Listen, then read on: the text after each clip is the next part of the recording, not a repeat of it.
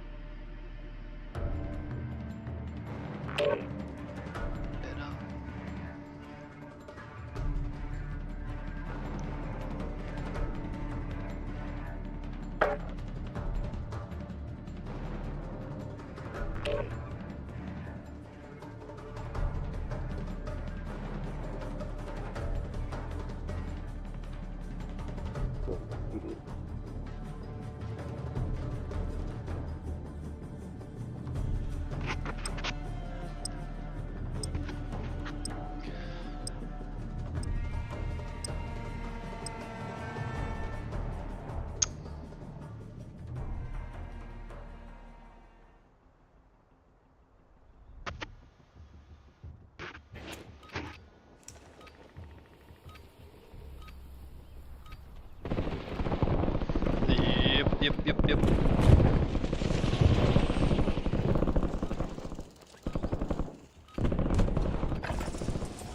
Use this time for some target practice.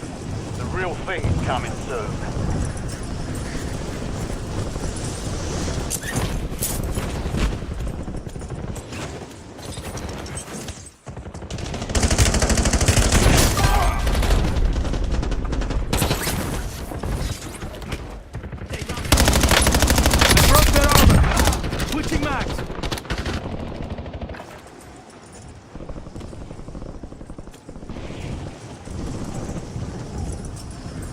Playtime's over. Stand by for deployment to the war zone.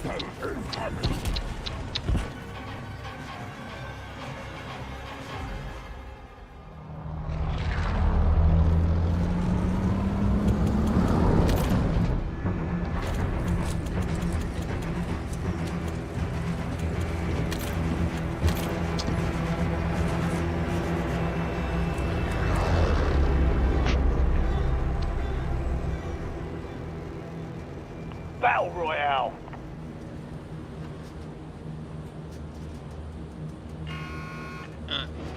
Keep clear of the Careful. gas. Get to the safe zone.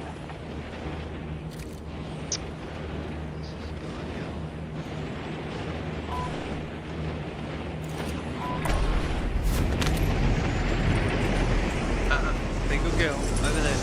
Come on. Lay down. Go.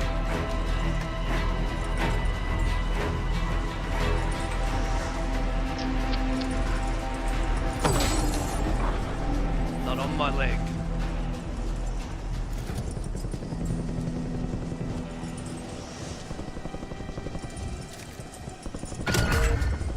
Check your map. I've marked a point containing enemy intel nearby. Capture it for information on the next gas spread.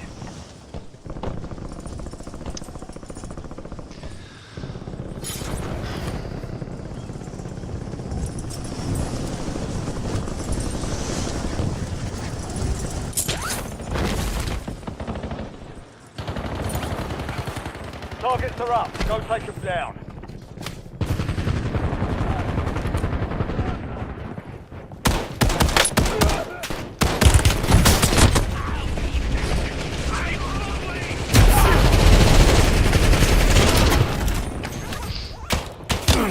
Incoming fire!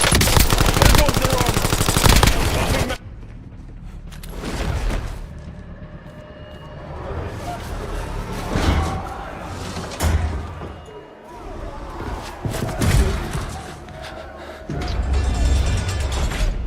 Here we go.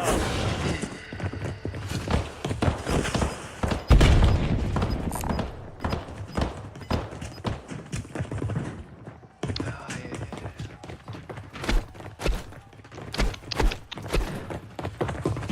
Silly, wasn't it?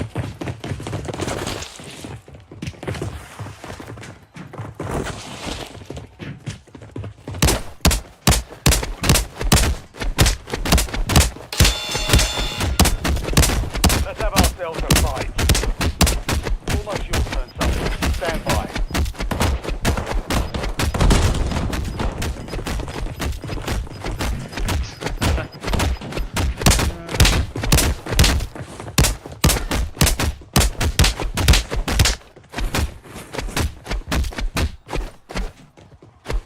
Don't hit me in the Success balls. means redeployment. Failure means elimination.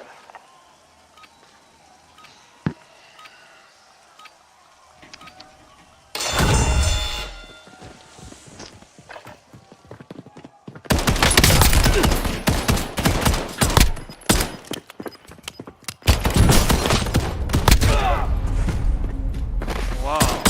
Wow, wow, wow. Get off their armor! Center mass! Your fight's over, soldier. Return to base.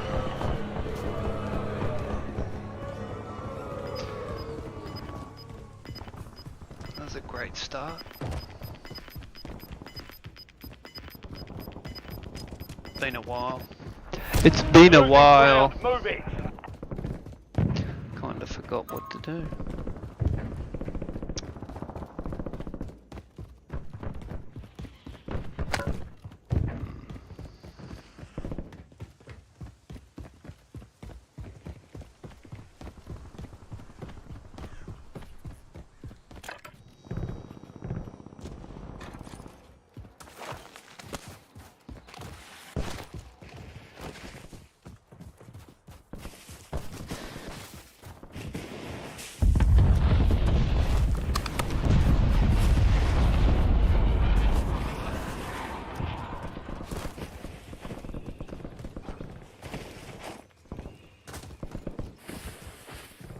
There's a fucking Come on, buy buy. me back. There's a buy station right there. What are you doing? Let's see.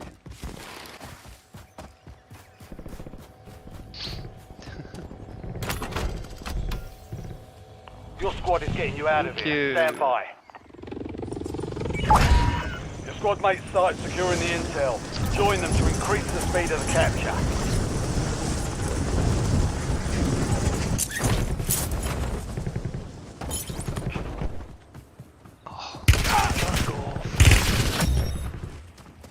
Enemy hunters were taken out. You're in the clear. That one, that'll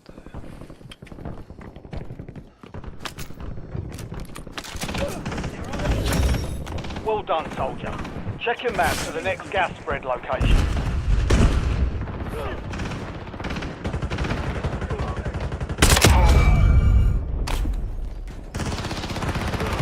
Reloading.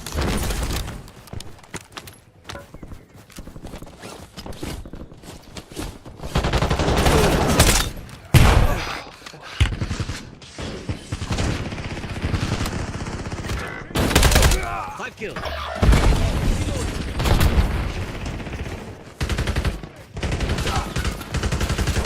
Loading new mag.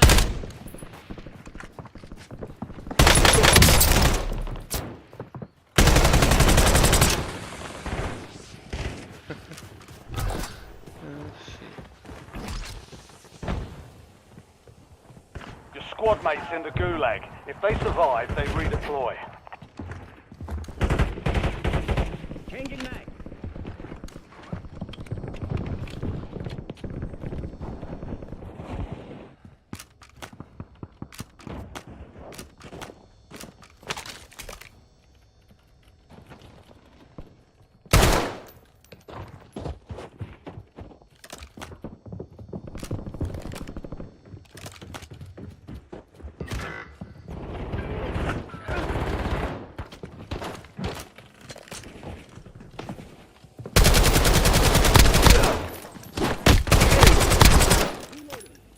Your squad mates failed their mission. They're headed back to base.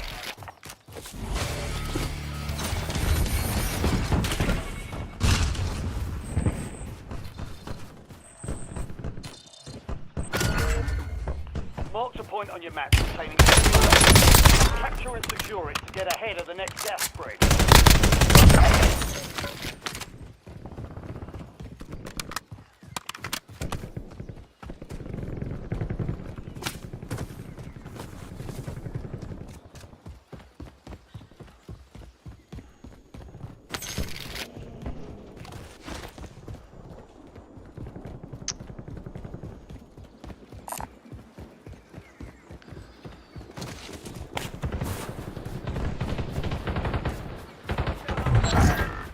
We've lost eyes on the objective. Contract failed.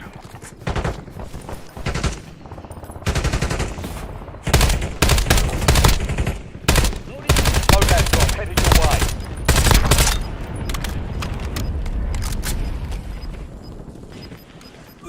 Oops. Gas is closing in. Get to the new safe zone. Sucker. That was a bit delayed.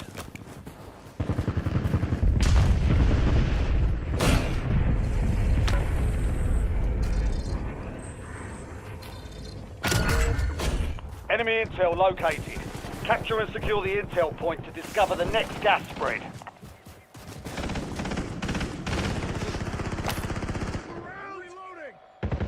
Oh, disconnected. Oh. Unbelievable. Couldn't wait. Enemy dropping into the AO.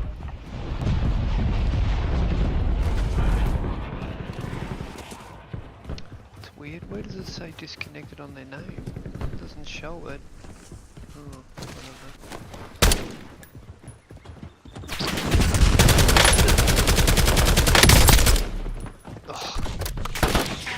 Good work. Hold down the point until it's secure.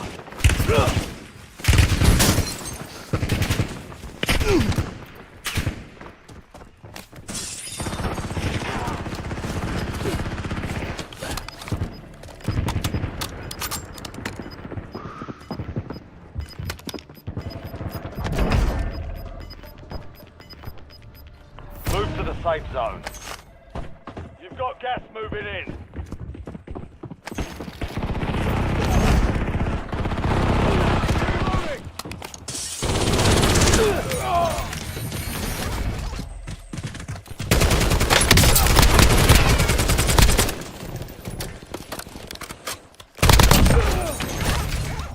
Your squad mates in the gulag. They'll fight for a chance to redeploy.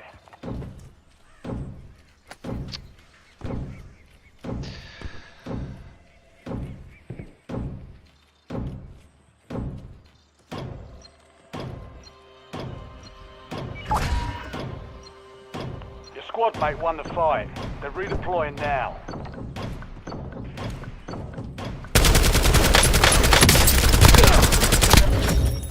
Capture complete. Hell of a job.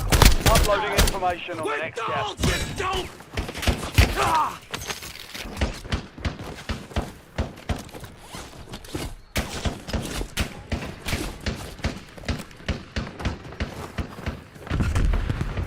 I want that loadout.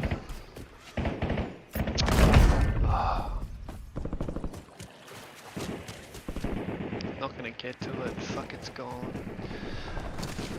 Man.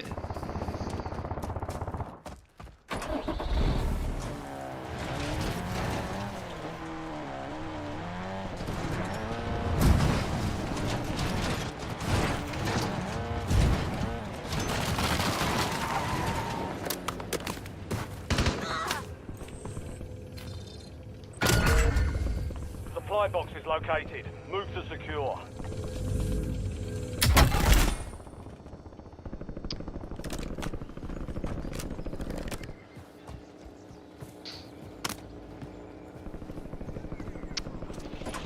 Enemies are dropping into the area. Watch the skies.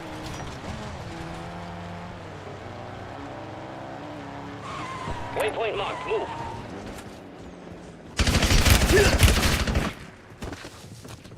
Be advised, your squad mate is down. Most wanted contract failed.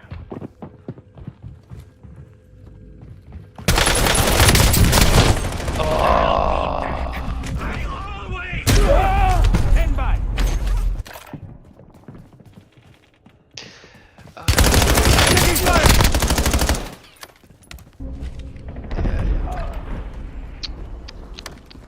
Loading new mag. Reinforcing armor.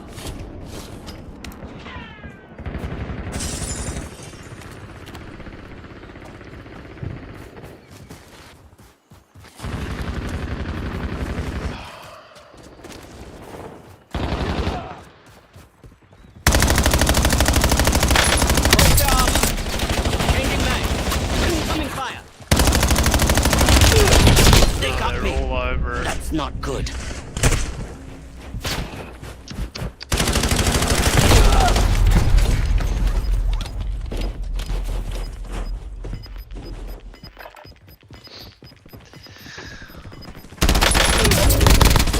Reloading. Relocating safe zone. Did someone buy me back in? I'm reloading. Contract failed. You lost the objective. Incoming.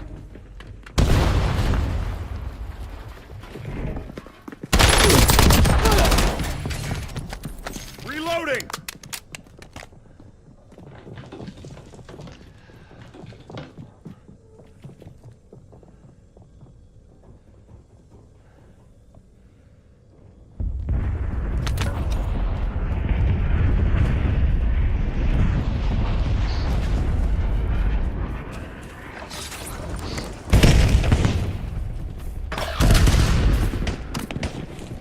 Last one standing. Your squad paid for your release. Get ready to redeploy.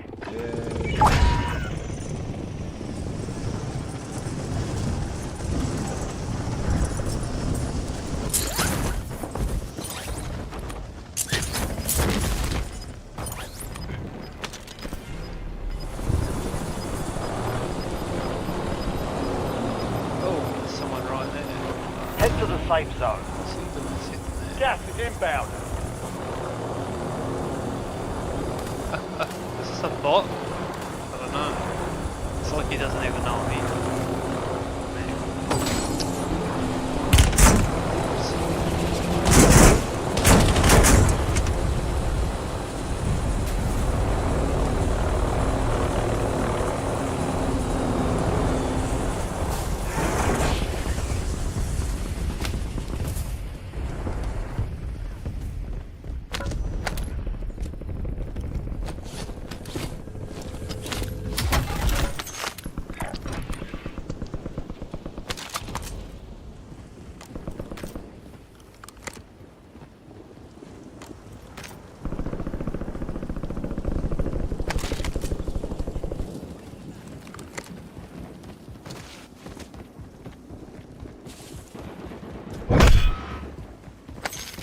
An enemy squad is hunting you.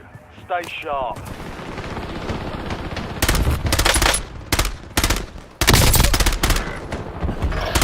It's all down to you now. Step up.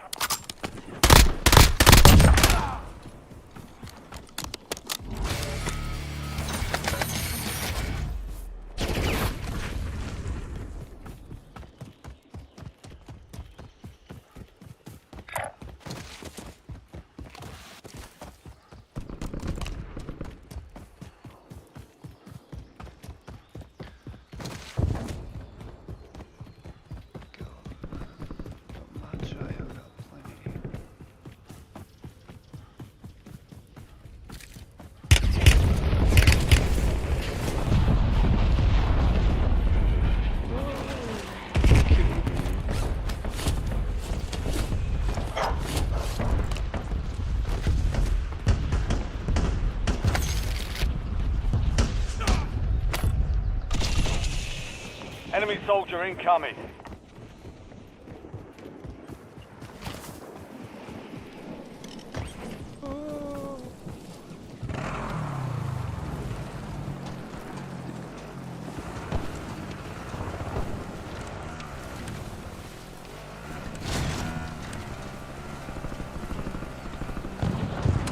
Oh, I went right through him. What the fuck? What, you can't run him over now? Fuck. Oh. Fuck. What the fuck was that? Gas is Wow. moving in. New safe zone They located. changed that. You can't run him over with a car now. Enemies are dropping into the area. Watch the skies. Fuck that gun.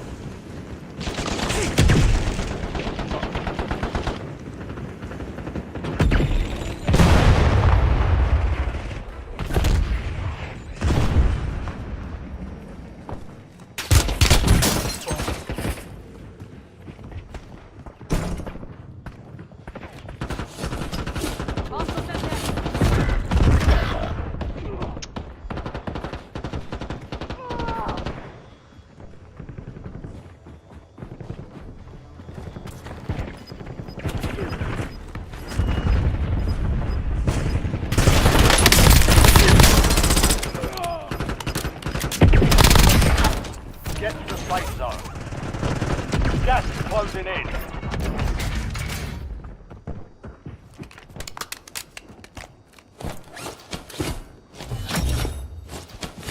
The enemy squad hunting you is down. You're clear for now.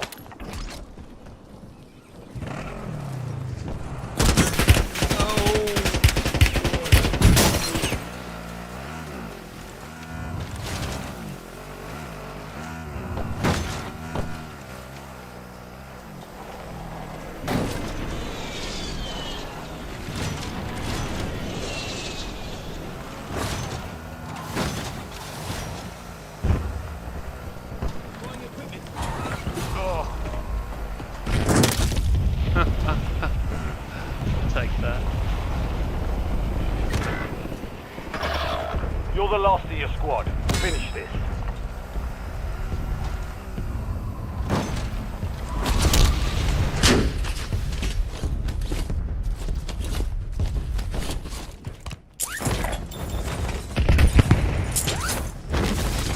Where is it? Oh, right here.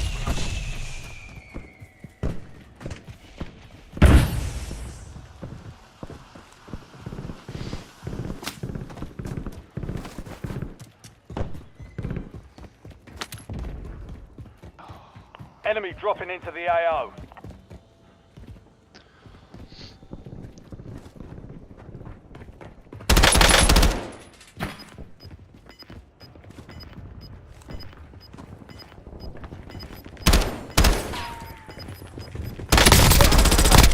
Okay. Gas is inbound. Marking new safe zone. You know who I am. Gulag's closed until further notice.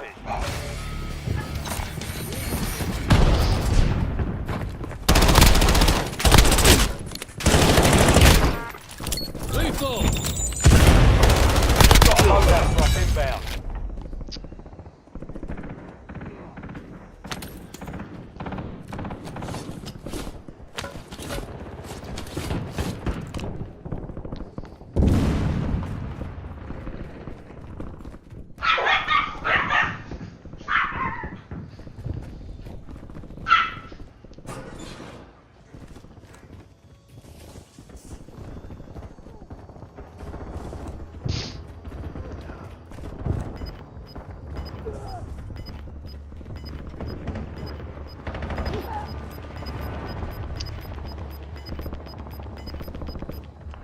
squads in the safe zone.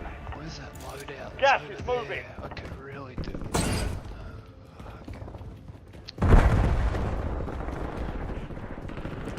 If I can make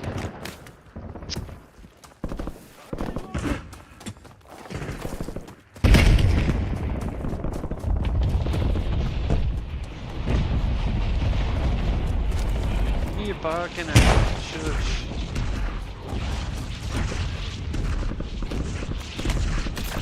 Yay.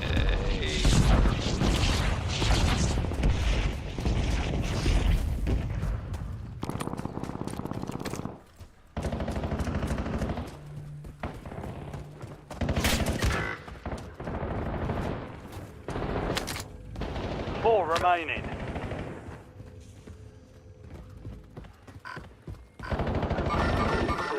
Echo indicating location. Disregard.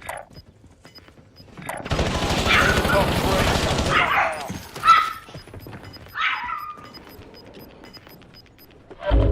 You've got gas inbound. Safe zone relocated.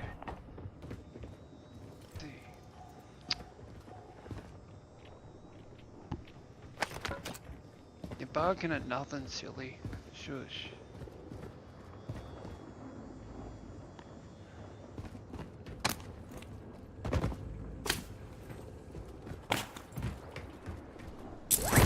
I'll make it. Oh, maybe I will.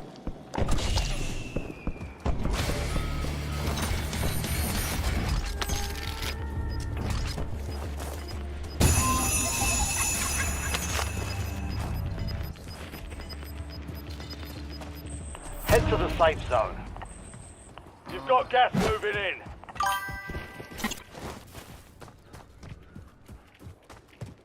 Find somewhere a bit safer. Shit. Not up here.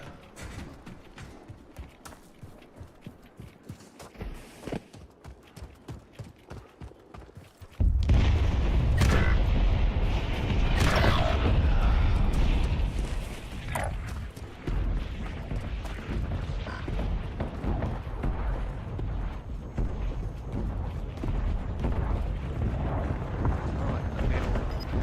It's not bad. Only two left. Oh, there they are. Gas is moving in. New safe zone located. Come up here.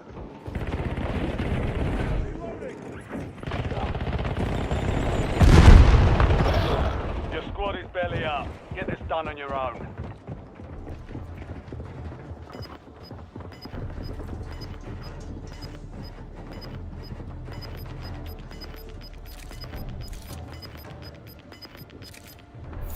Gas is moving.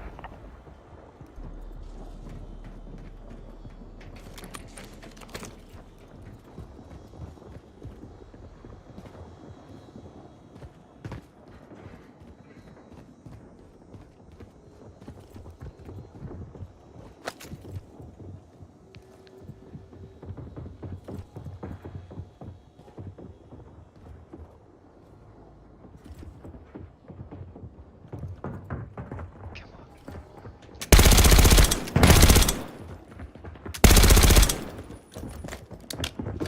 Mess that up.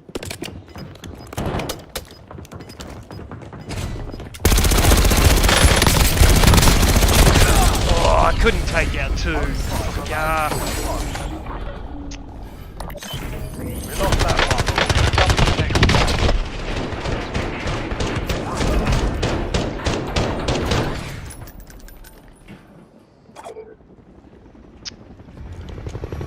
If I had my teammates with me, damn, probably would have won that. Yeah.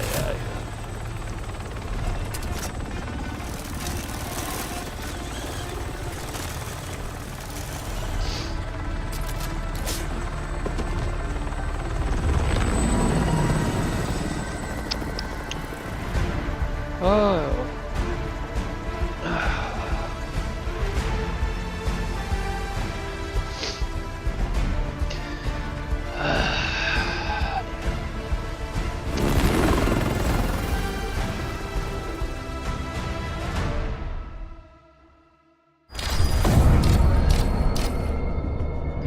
Yeah. That sucks.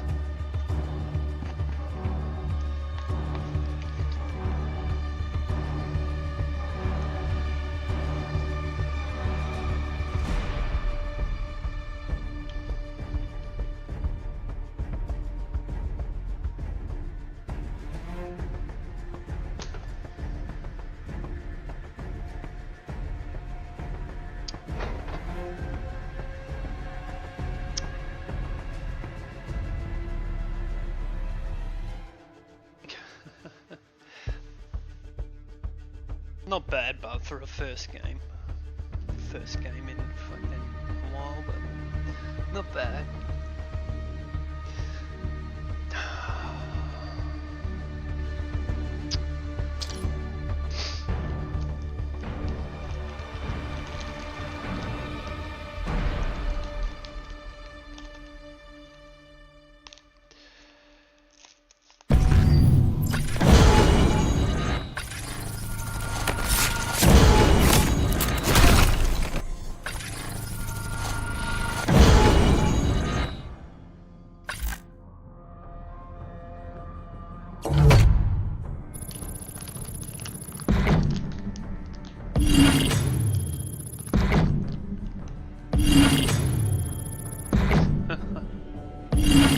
Now what?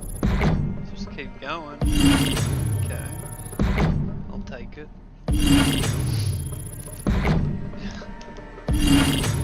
What the?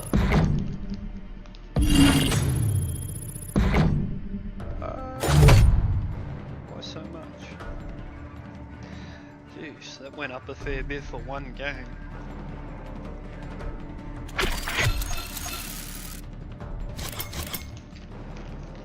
Oh, maybe because of New Year's.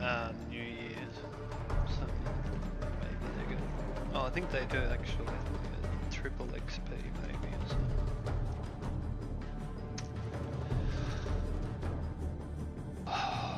Oh no, that's bad. That's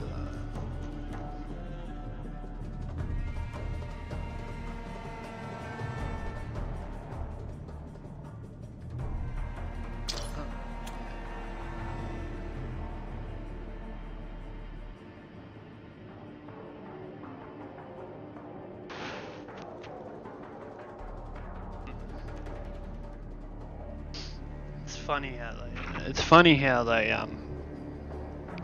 add all this extra stuff in.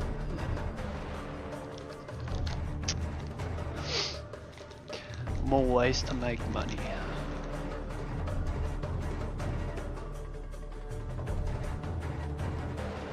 Yeah, not interested. No, thank you.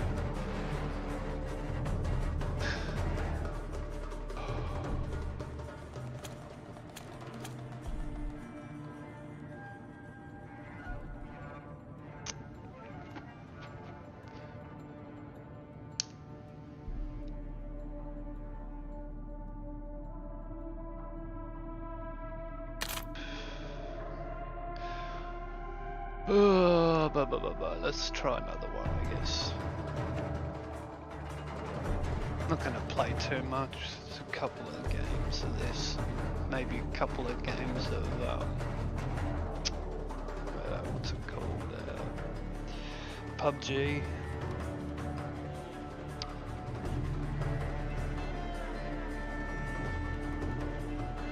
I so want to try and get better at that game because I really do suck at that one.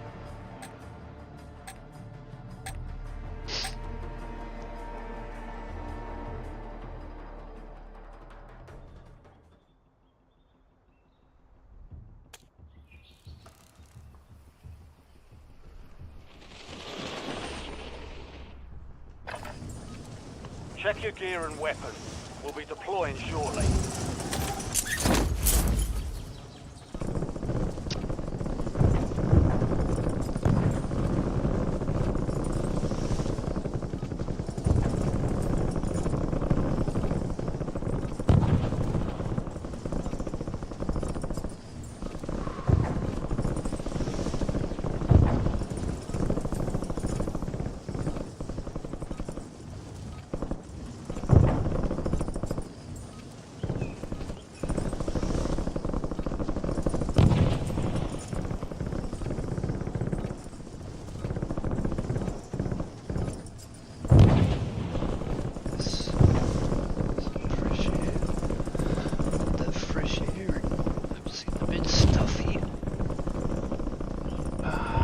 stations. This is Shadow 01. Deployment to the war zone has been authorized.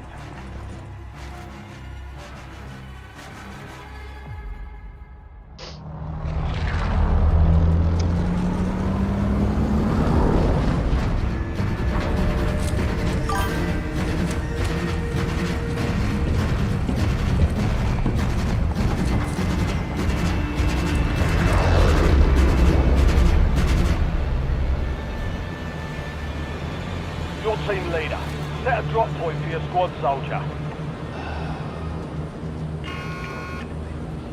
Gas is closing on your position. Suggest you hightail it out of there. Enemy soldier incoming.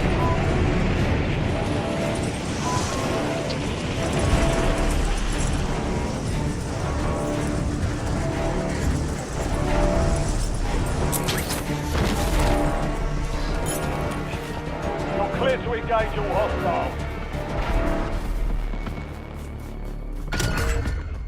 I've marked a point on your map containing enemy intel. Capture and secure it to get ahead of the next gas spread. Loading front mag. Your squad mate has reached the intel. Joining them will speed up the process. Adding armor.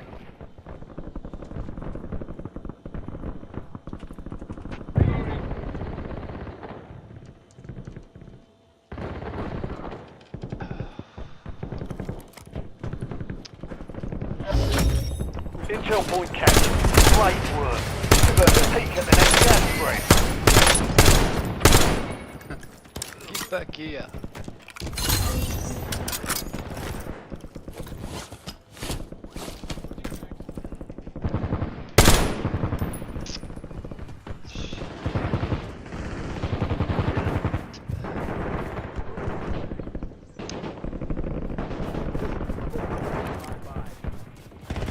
Switching mags.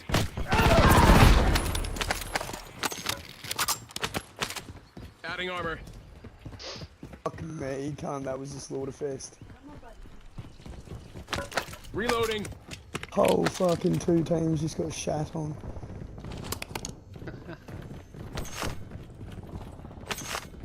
I don't know who those cunts were, but they should put themselves and find another hobby.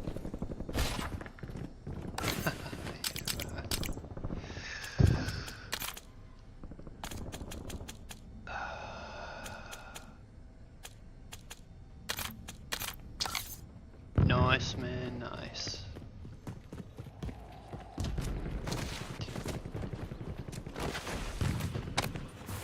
Adding armor. Adding armor.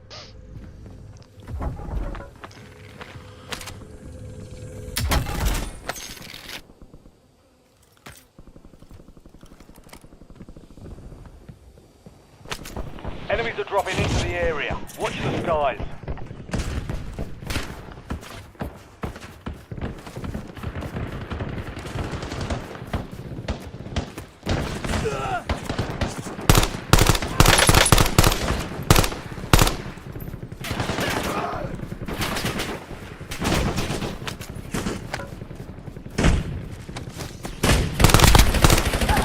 Changing mag. Just throw it off one of them. Adding armor.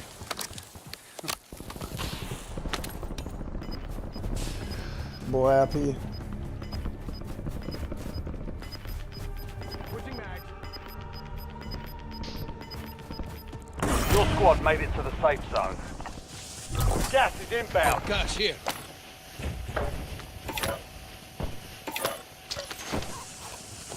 Are you what?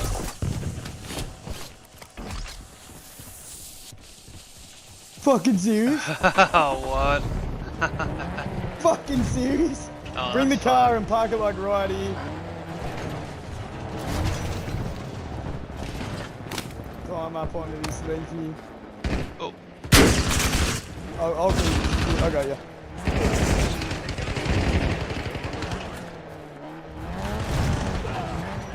Come back, man. Alright, between enough to buy a second one. Fuck me, man. yeah. Nah, park it. Park it over here. I'll drive. Here. Maybe you get closer in like the corner here. Yeah, right. Oh yeah. Yeah. Oh. Oh, it won't allow me up. Hold on. Can we? Taking effective fire.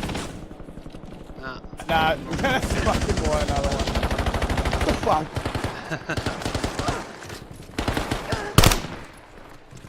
Time that he's ever happy. God. Yeah, that's it would pretty be bad. crazy. Yeah, I'll drop you another 2 grand. What the fuck? Look up and leave. Disregard that. Hit, buddy.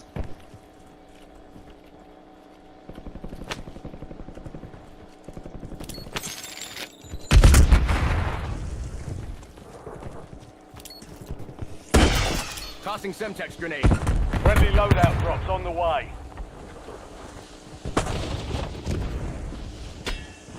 It's hilarious.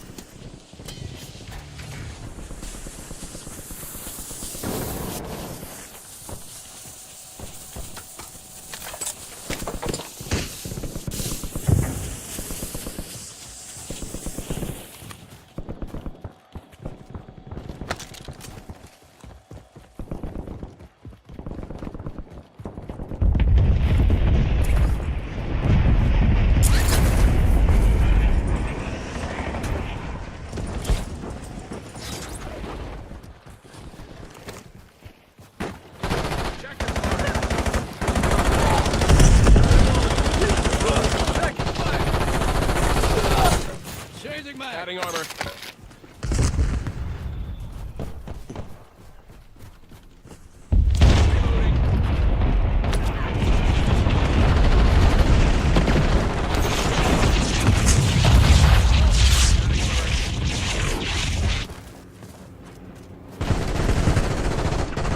Reloading.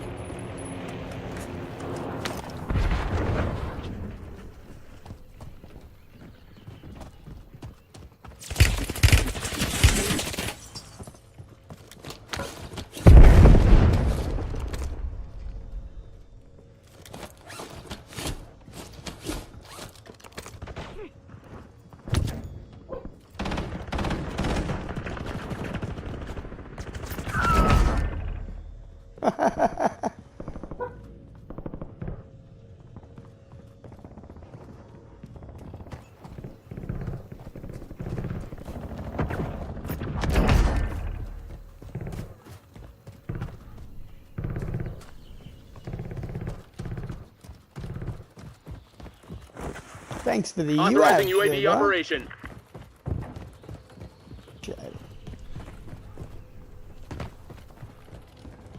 Moving here.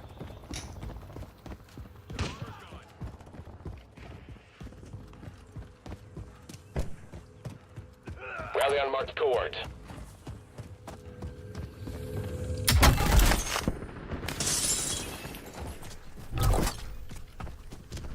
Loadout drop headed your way. Gonna get up over on the hill. Sweat these little cunts out and snipe them as they come in.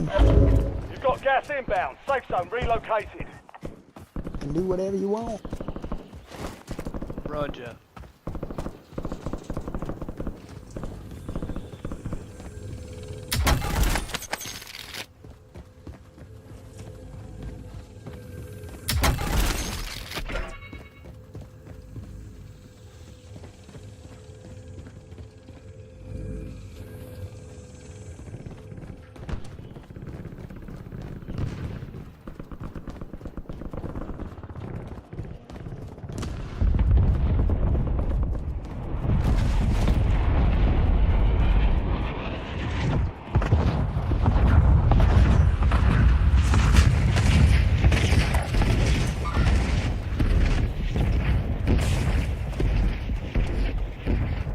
Went through the gate.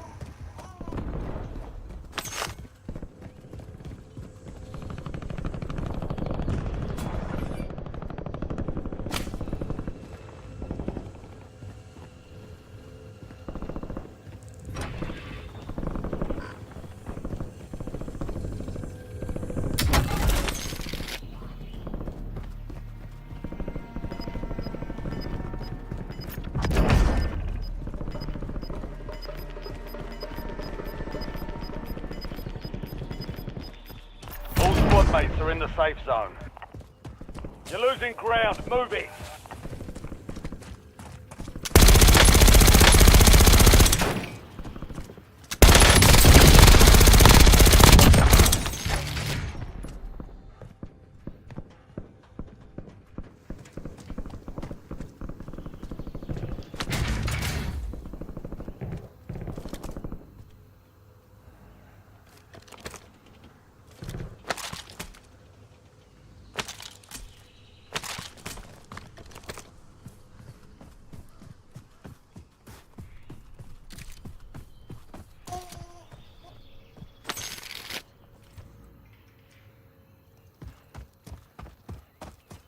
Not missing out on much. Is that car interesting, buddy?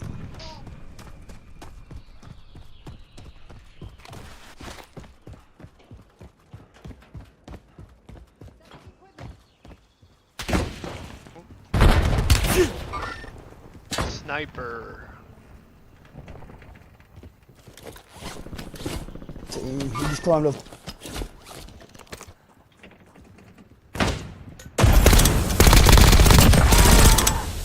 Oh! Fucking shot, old son. He got hammered.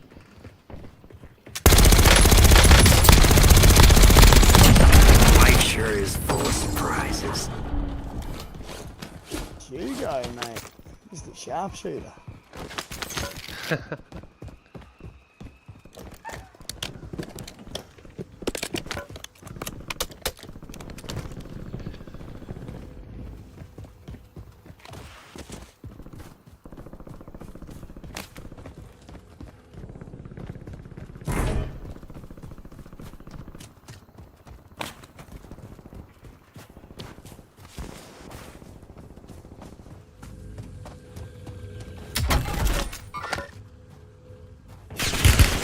UAV prepped for launch.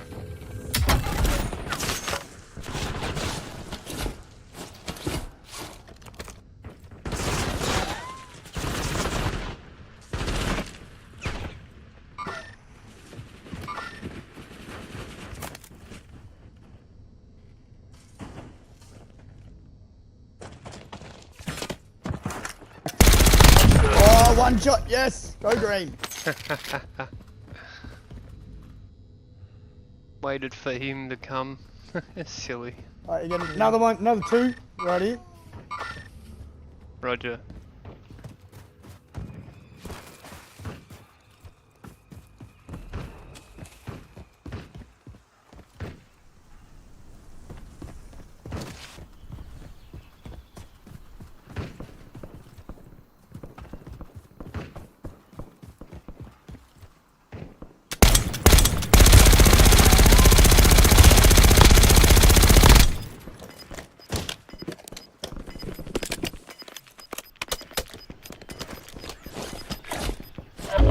Gas is closing in. Relocating There. safe zone.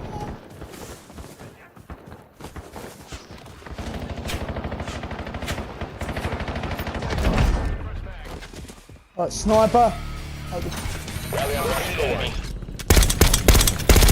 Him. Pressing back for sure, fucking.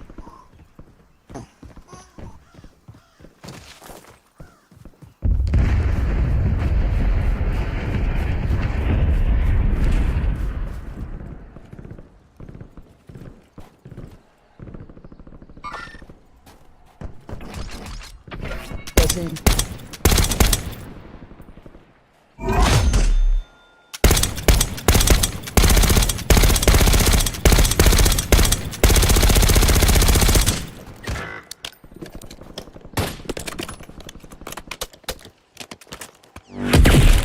Shit. Whoosh. It's a fucking confident shot, mate. Holy fuck. I'm going left side. I'm gonna go high on me, little cunt. See how good you are at fucking close range, you little bitch.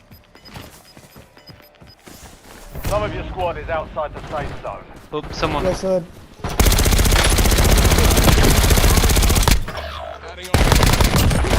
I love you. fuck is going on, but every time I get near fucking sweaty people, I don't know whether it's this cunt's hacking or something. Squad mate has entered the gulag. My Seek to joystick survive fucks to up. I'm not even redeploy. joking. I can't sprint. Like even knife out, I'll Yeah. get like 3-4 meters into it, and it stops my sprint. Okay. Like you'll literally see me go to tack sprint, and then Yeah. 2 seconds later, my shit will stop.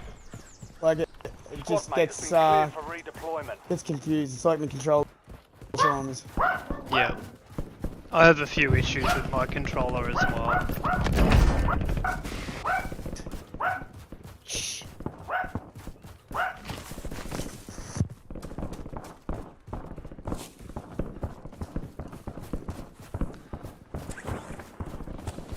I don't like mouse and keyboard, but Yeah, no, I agree with you there. I think they should be different servers, to be honest. yeah. I think there's an advantage when you're on a mouse. 100% You can, down like, here. you can turn and shit much quicker and stuff. Dead. Reloading. You right down there, yellow? Yeah, I'm all good. No, not a problem, mate.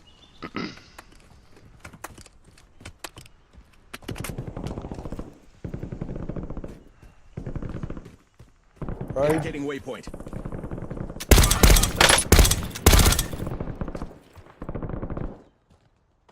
Their armor's gone.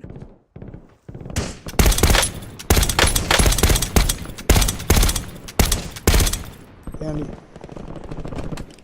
Oh, that's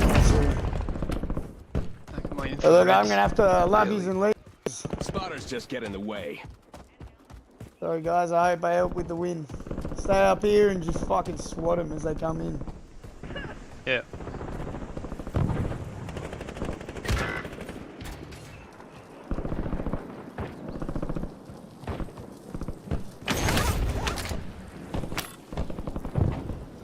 Oh, okay. He actually left.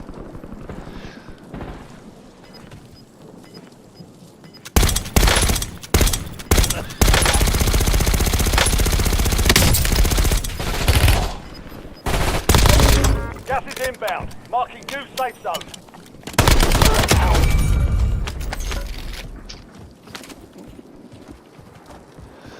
Wasn't sure what he meant. He had to obviously leave. Must have to do something. Yeah, quickly. leave. Yeah, I wasn't sure what he was meaning properly.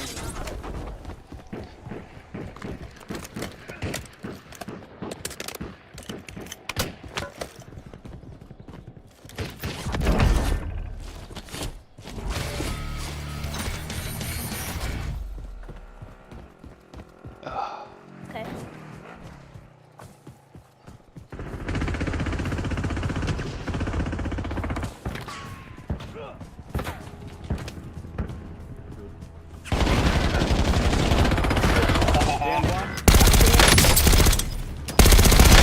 Dropping into the AO.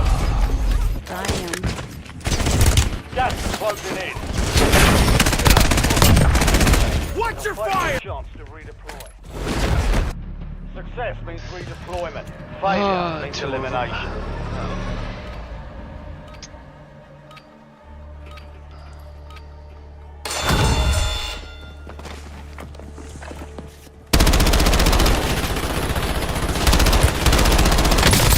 Enemy eliminated. Prepare for Will redeployment. you be my bride?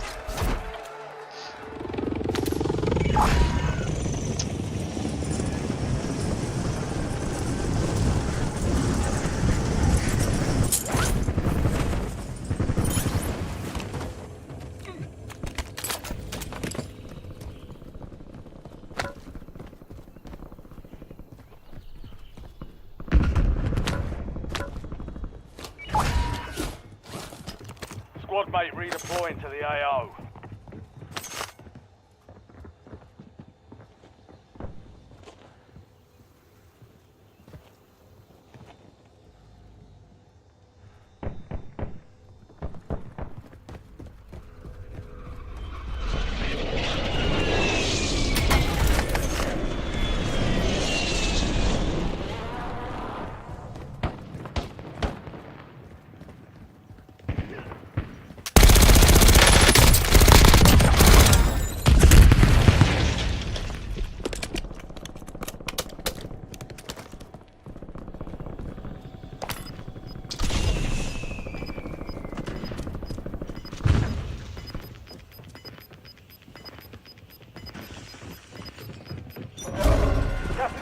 in. Get to the new safe zone. No more fighting in the gulag.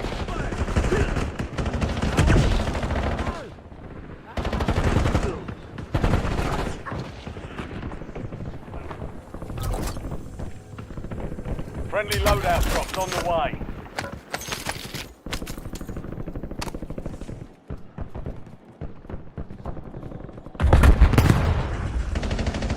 Making effective fire.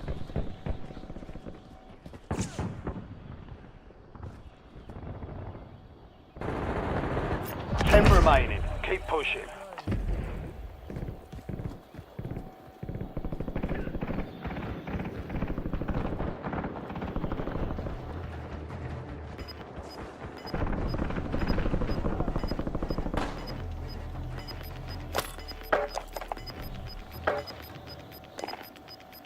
Get your squad to the safe zone.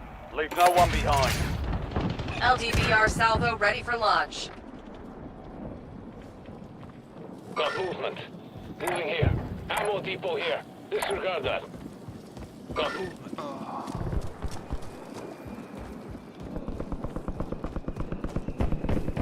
You got 4 remaining. Stay sharp.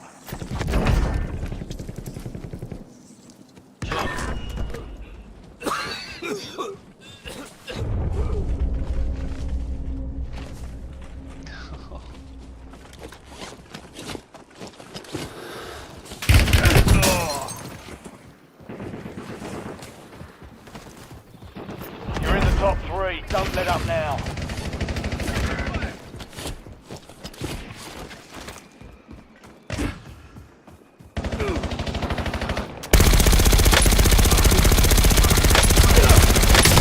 You're in the last 2. Now finish this. Reloading.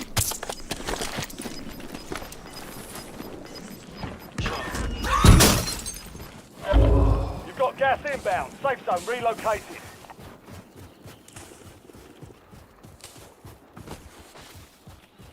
Damn, I got no armor left. Oh.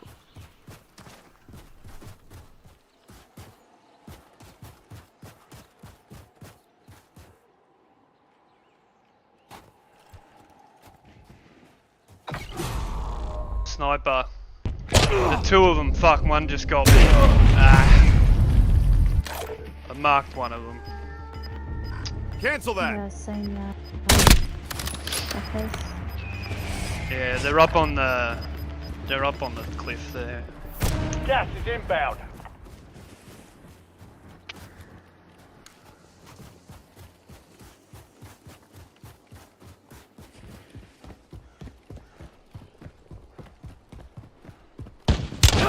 Making effective fire. Moving here. Damn it. Less than 5 were still standing. Next time we'll take that victory. Changing mag. It was hard that time. Dust yourself off, regroup, and get back out there. That was close.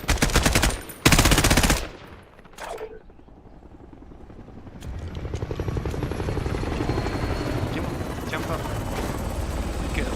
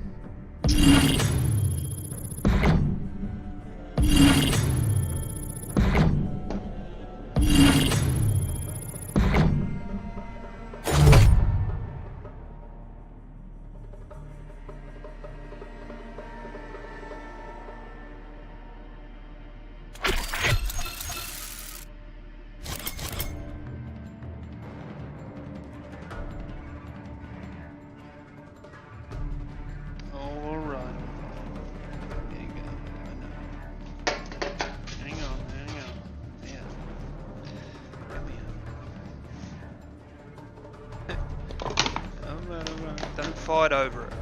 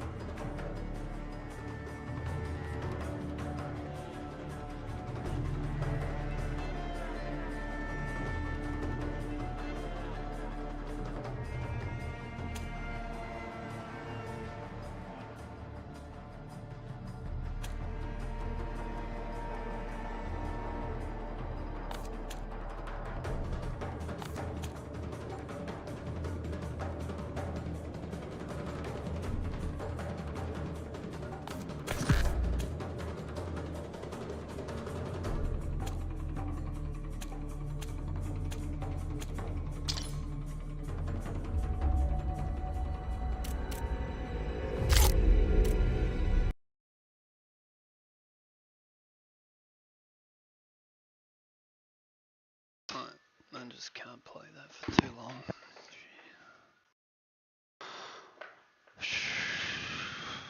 It's a bit much.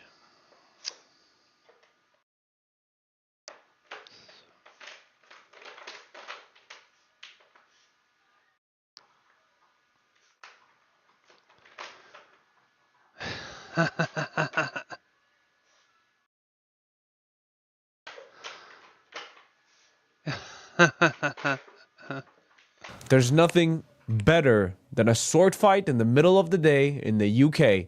That's how you settle things. Yeah, right. Now this video is coming to us straight from Ireland, where you can see a migrant pushing an Irish lady down the stairs, nearly killing her. Let's watch. Hi guys, this is Sahar TV. In today's video we will watch footage from the West, proving that the West has fallen. Let's take a look.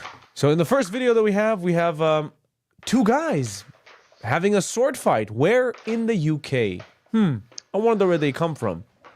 Yeah, because they haven't got guns, so they resort to fucking swords. There's nothing better than a sword fight in the middle of the day in the UK. That's how you settle things. Two samurai swords. The winner takes it all. This shocking video comes from Italy, where a migrant tries to ignite a pipeline in a residential building in Italy. I wonder why he would do that.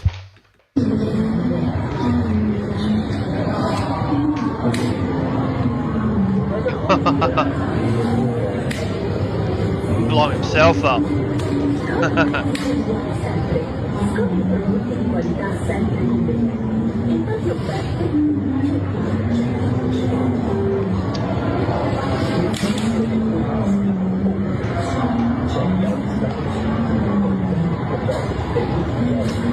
You fucking hell.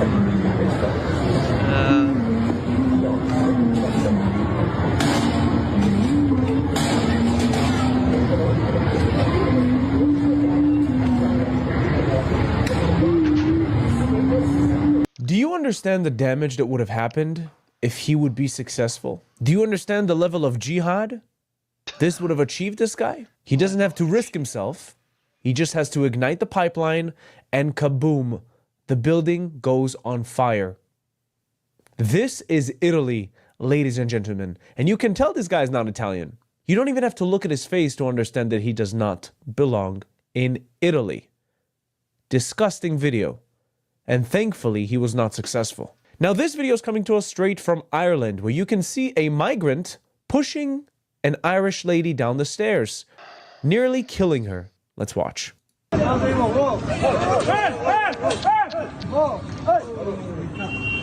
Just another video proving the collapse of the West. The West let it happen.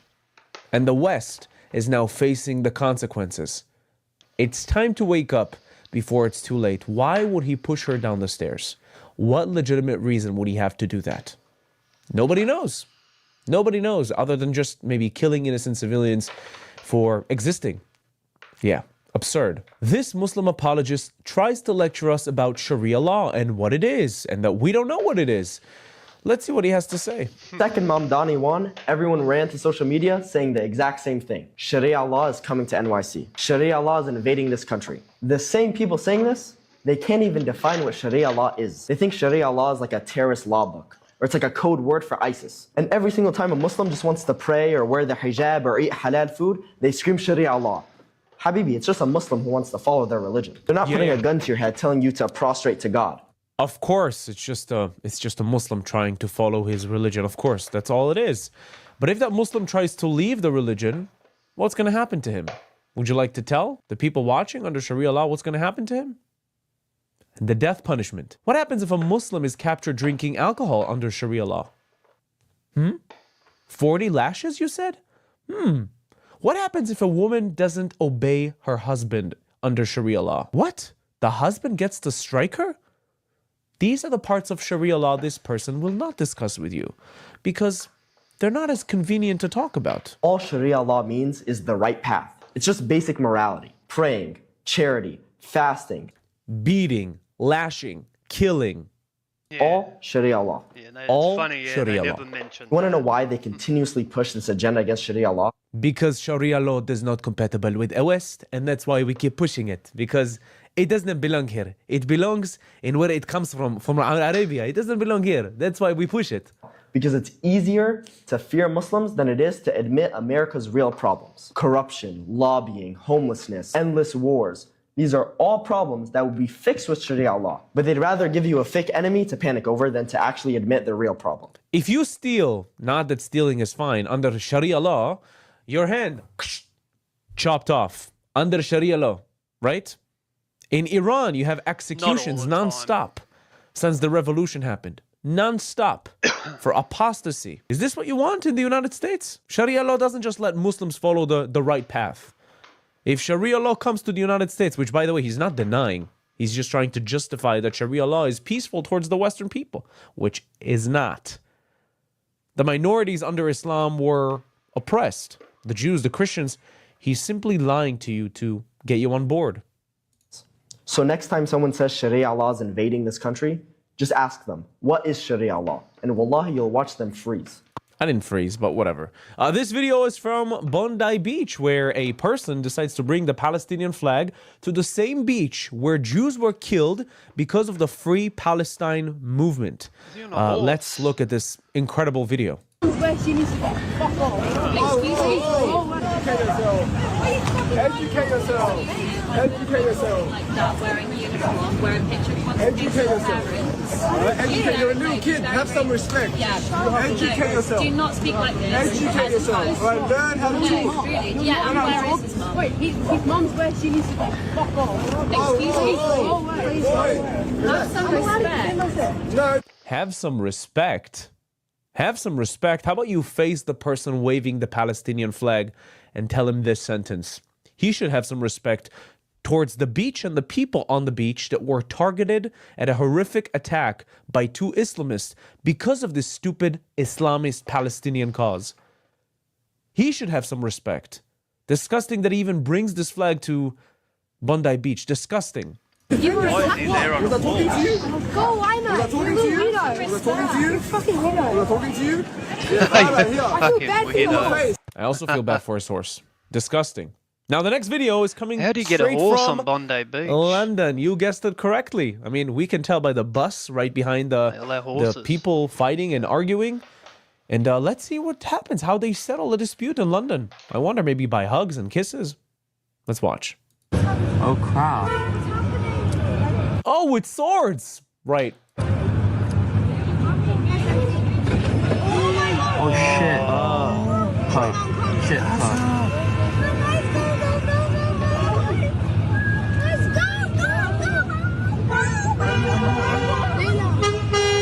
In the masjid. Ya Allah. Look at the people right behind the stabbers and the perpetrators. What are they?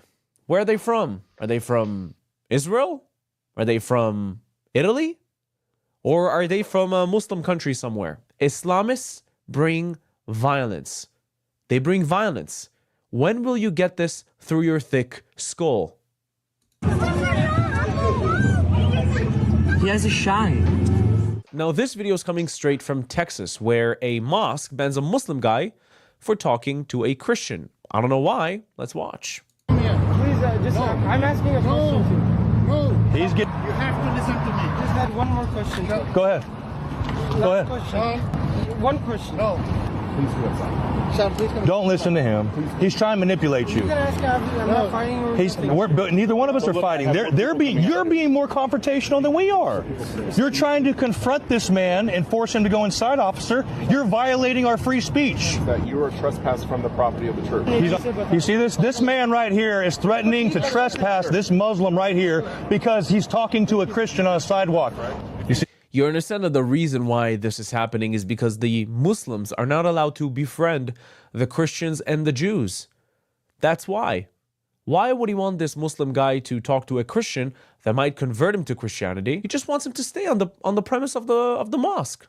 That's the thing that makes the most sense, right? Step on the property, you're going to go to jail for trespassing. Now, this video will prove to you that the burqa and the niqab are security threats. Anybody could be wearing that outfit. A terrorist, a stabber, a thief.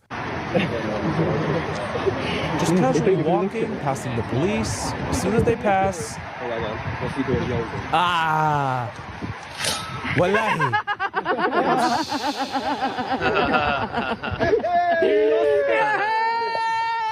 They could have easily carried a gun, turned around, and spray everybody there. Nobody would know because, of course, you have to let that poor woman pass through. Disgusting, guys. This proves to us that the West is slowly collapsing and falling, and we have to keep our eyes on the target. Make Europe and the West great again. Thank you so much for watching this video. I'll see you in the next one. Yalla, bye. If you'd like to watch more of my stuff, please check out my channel down below. If you like what you see, don't forget to subscribe to the YouTube channel and hit that notification button so you can be notified every time I upload new content. If you'd like to support me and the channel financially, you can do that using Buy Me Coffee or Patreon down in the links below. Also, we now have a Discord that you can join down in the link below. And now you can become a YouTube member and enjoy specific YouTube perks. Thank you for watching. I'll see you in the next video.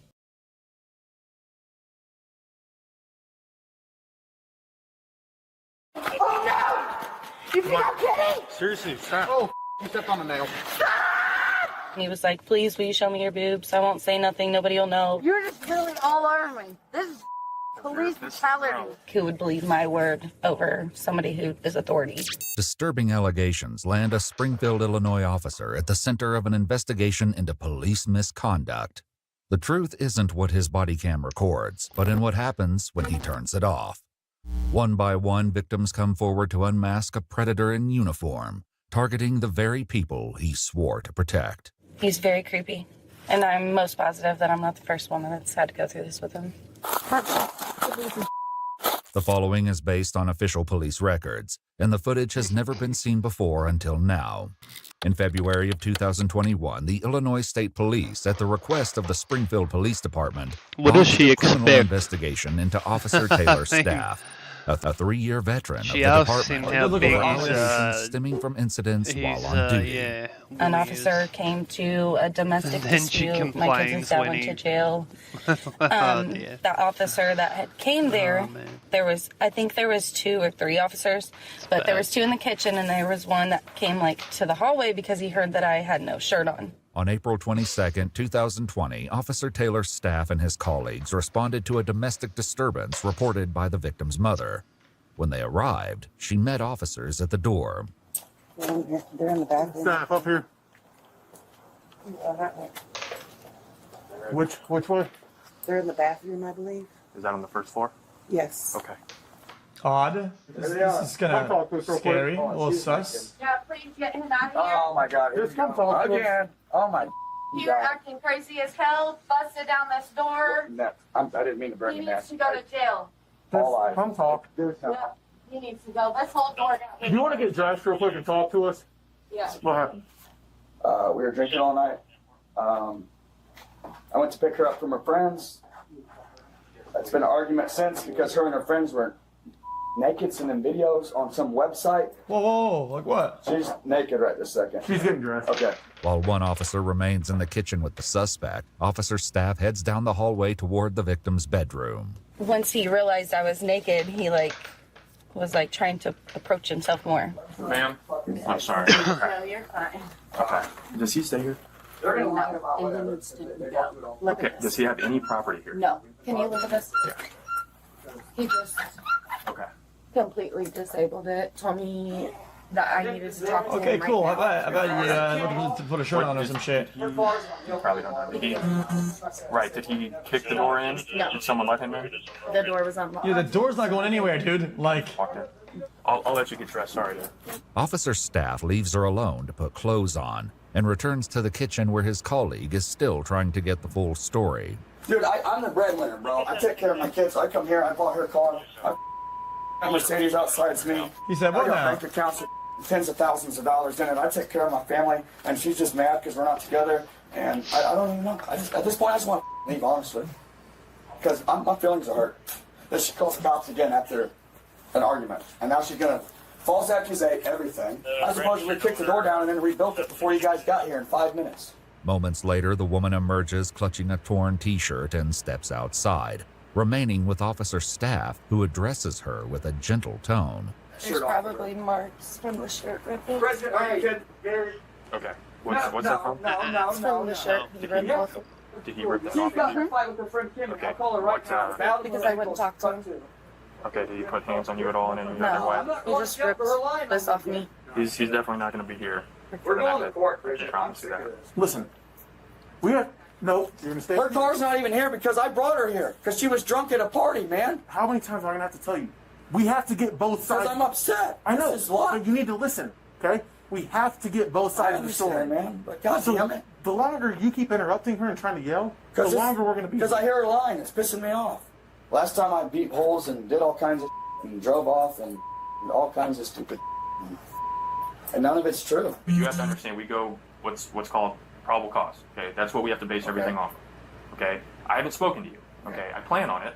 Okay. So whatever you said to him, unfortunately, I'll probably ask you some more questions that he's already probably asked you. Okay, hold on. We're not going to address that now. Okay. I'm just putting this out. Okay.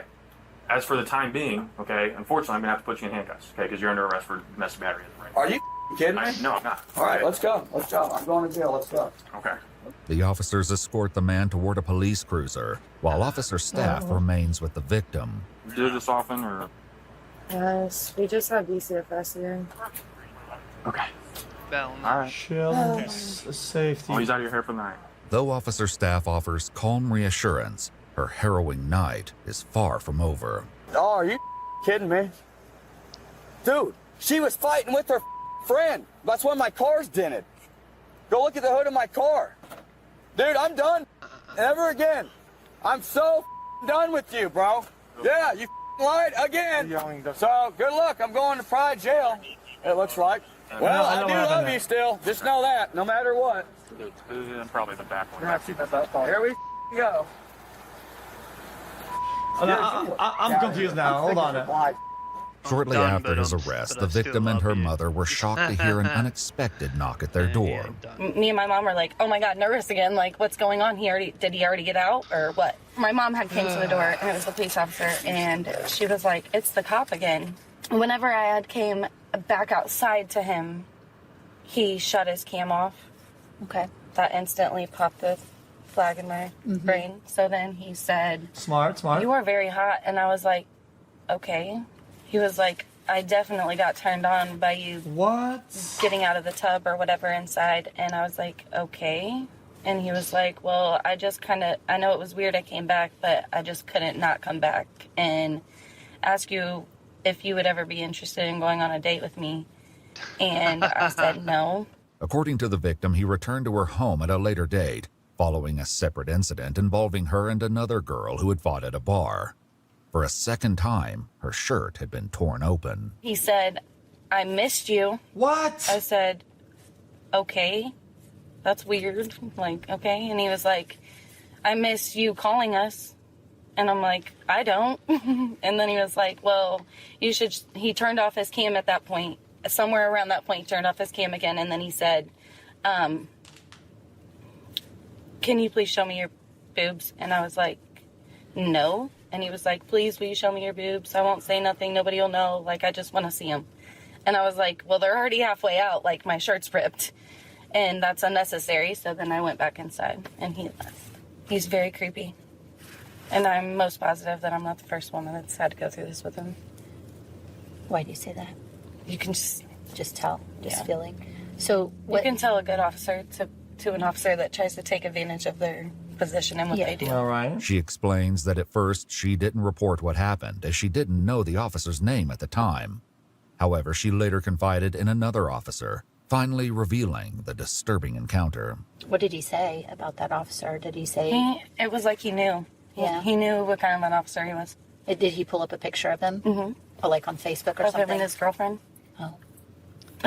He's like, why didn't you do anything about it? I was like, I mean, I just felt like it's an officer. Like, who's going to believe my word? You know what I mean? I just felt like who would believe my word over somebody who is authority. Other victims would soon come forward with similar fears, he looks as like a even good more officer. egregious incidents began to surface. Investigators learned that just 1 month earlier, on March 27, 2020, officer staff responded to yet another domestic violence call, entering a trailer to find an injured woman in tears. What happened? I spit my face. You got to get an argument? I woke up, he was drinking. I went to the bathroom. We were looking down.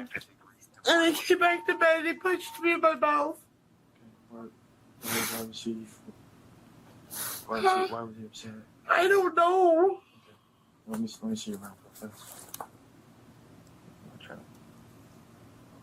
Where's he in his room? I've been recording. Okay. Why? He's not whispering. He's doing the fucking soft wrist voice, cringe shit. My sheet. Like the Valorant voice. Hey, what's going on, man? What's going on, man? I just asked you that. Oh, I'm not in your house. What? You and didn't get in an argument or something? Dude, I have not argued with her. I have not seen her since like midnight this evening. I went to sleep around 2 o'clock in the morning. I got done playing my online game and went to sleep. Okay. I'm gonna go talk to her. I got your side or your. No, I'm coming. Well, how about What is going on? How about for right now? I just go talk to her. Okay. No, I'm. Here's the thing. I know she. An online gamer. Okay. What do you? I've been drinking, but I've been Imagine being sleeping. asleep What's and going the on right police now, standing sir? there. I'm just gonna go talk Fuck, to her. that'd You're not in be trouble. weird. If you were in trouble, you know it by now. Yeah, Okay. you know, Okay, so I know you too. I'm by myself right now. Okay, So for this time being, just stay where you're at. Okay. I'd appreciate it. It's crazy. He's saying you're asleep. He's late. Okay. Well, what? Nah, Look at my face. he sounds like a Madden player. I see it. Okay. When backup arrived, officer staff returned to the bedroom and instructed the male to put on clothes and shoes. Hey, what am I being charged with? Did I even say we're being charged with anything? Oh, well, then I'm sitting my down. Well, no. I mean, you need to get some shoes Figure on. out my charges. Get some shoes on, man. Okay, I'll explain everything. There's no reason I should have shoes on. I should be going to sleep. Okay. I'll say this to you again. You're either gonna put some shoes on, or this isn't gonna be the way you want to end the night. I'll promise you that. Okay. Similar to the previous incident, officer staff placed the suspect under arrest and removed him from the home. Wow, this is crazy, guys. I've not done any of this. I know. We hear what you're saying. Okay. I don't want you to think that we're not listening to you. Okay? Yeah, no, what you're not listening to me because you go throw me in the cell and I never see either of you guys again and I get charged in court. What is going on? I've been sleeping. Dan, you know I've been out here a few times. Okay. And you even said every time we're out here, everything's smooth, okay? I've always treated you with respect. I've always answered your questions. Can I just leave and not ever come back? I mean, maybe if you want to do that after whatever the judge decides to do, but that's... Yeah, let's go to jail. According to the victim, it was shortly after the man had been taken to jail when officer staff returned to her trailer. Again? He walked inside uninvited and entered her bedroom. What? With his body camera switched off, he put his hand up her shirt and squeezed her breast. She pushed him away, and a short time later, he left the home. But the intrusion didn't end there. Soon after, he began texting her, asking for nude photographs. She never reported the incidents, convinced no one would believe her. As the investigation continued, they uncovered more incidents where staff had texted women after obtaining their phone numbers while on duty and in uniform. How did you meet him? I was in a parking lot at noon, True Value. Just got done inside and they were closing, or closed already. Officer staff, whatever, let's call him, walked up to the car and asked if I had any problems or if I was, well, he made a joke. He's like, some kind of drug deal going on. Or made a joke. I was coloring, waiting in the parking lot. So yeah, that's how it came up. According to her statement, officer staff claimed he recognized her as a witness to a recent burglary. He asked for her phone number and soon began texting her. Oh, what did he text you about? It's kind of flirty stuff. It wasn't anything super inappropriate. Asked if I had a boyfriend and I don't know, things of that nature. Well, he kind of screwed himself as soon as he started texting her from his fucking stuff was phone. intimidating sometimes. And I wasn't trying to like leave out. I was like, oh yeah, I'm not town tonight. Or, yeah, sure, I'll try to swing by there. Especially him being a cop. Did he ever do or say anything else or anything weird or anything like when you guys were texting or that night that he met you? I thought all of it was weird. I mean, police officers don't usually ask you for your phone number. Yeah. What did you think about that? He obviously wasn't very like I said, it was something smart. that I didn't expect to happen, and I wasn't in any kind of position I didn't think to say no. With each new account, the investigation revealed circumstances that grew even more heinous. In April of 2020, officer staff responded to a domestic dispute between a male and female. Unless in he'd this done it instance, from like both were arrested at the scene. But according to one officer, the female wasn't processed at the jail. Do you know why she didn't get booked? I think my report, they said like her eye was too bloodshot, so they weren't going to take her. So the jail said they didn't want to take her? Correct. Okay. What happened with her as far as like her charges? She was issued a notice to appear for domestic battery. Well, what happens to her after that you know of? I was getting off my shift, so I believe officer staff gave her a ride back to her house. What? Okay. With the notice to appear. Were they talking to each other or anything like throughout this incident? All I remember, she was really intoxicated. I don't know if she was saying, she was saying a lot of stuff, but I really don't recall what she was saying. I just know she was. Could you imagine being like a, did he make any rapist or anything, and an ex-police officer in she was saying a jail lot of stuff. in the prison system? She Like, was saying that's stuff just about like crazy. Something sexual. You'd have to be in protection. I don't know if that was directed for towards sure. me or him. Or any police officer, I guess. I got you. That ends up in She's prison. deaf, right? Definitely would never be in the general population. Yeah, I can imagine that. In an interview with the female, investigators learned that after driving her home, officer staff walked her back to her bedroom. He then turned off and removed his body camera and began taking off his clothes. According to her statement, he told her he got her out of jail and she felt pressured to give in to his sexual demands. Eerily, she recalls him smiling as though it were a joke, describing him as a child laughing. He warned her not to tell anyone, saying he would know if she did. Then he took her ID and left. What? In speaking with another officer, investigators learn of another incident that occurred as far back as January of 2020. When officer staff and his colleagues arrested multiple intoxicated women who were trespassing at a Pillsbury plant. You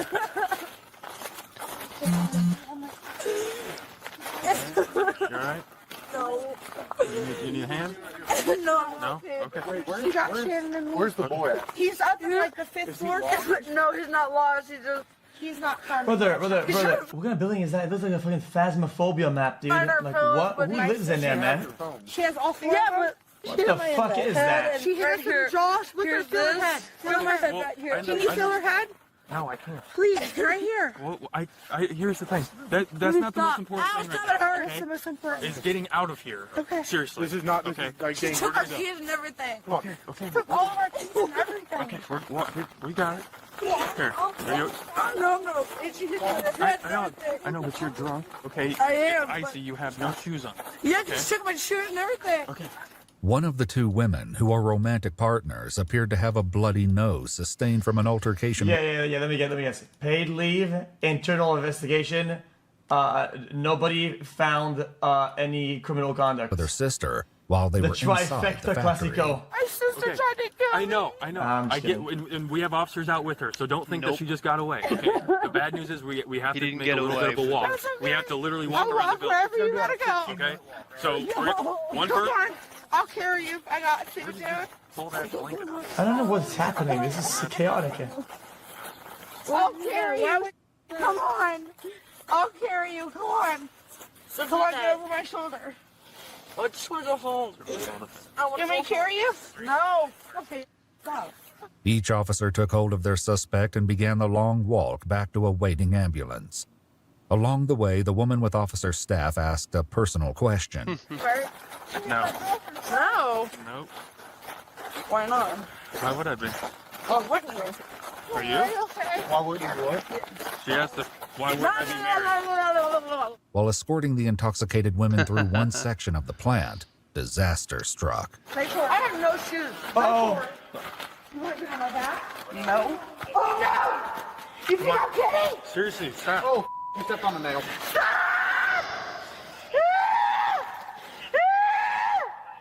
Sit down. Sit down. Sit down.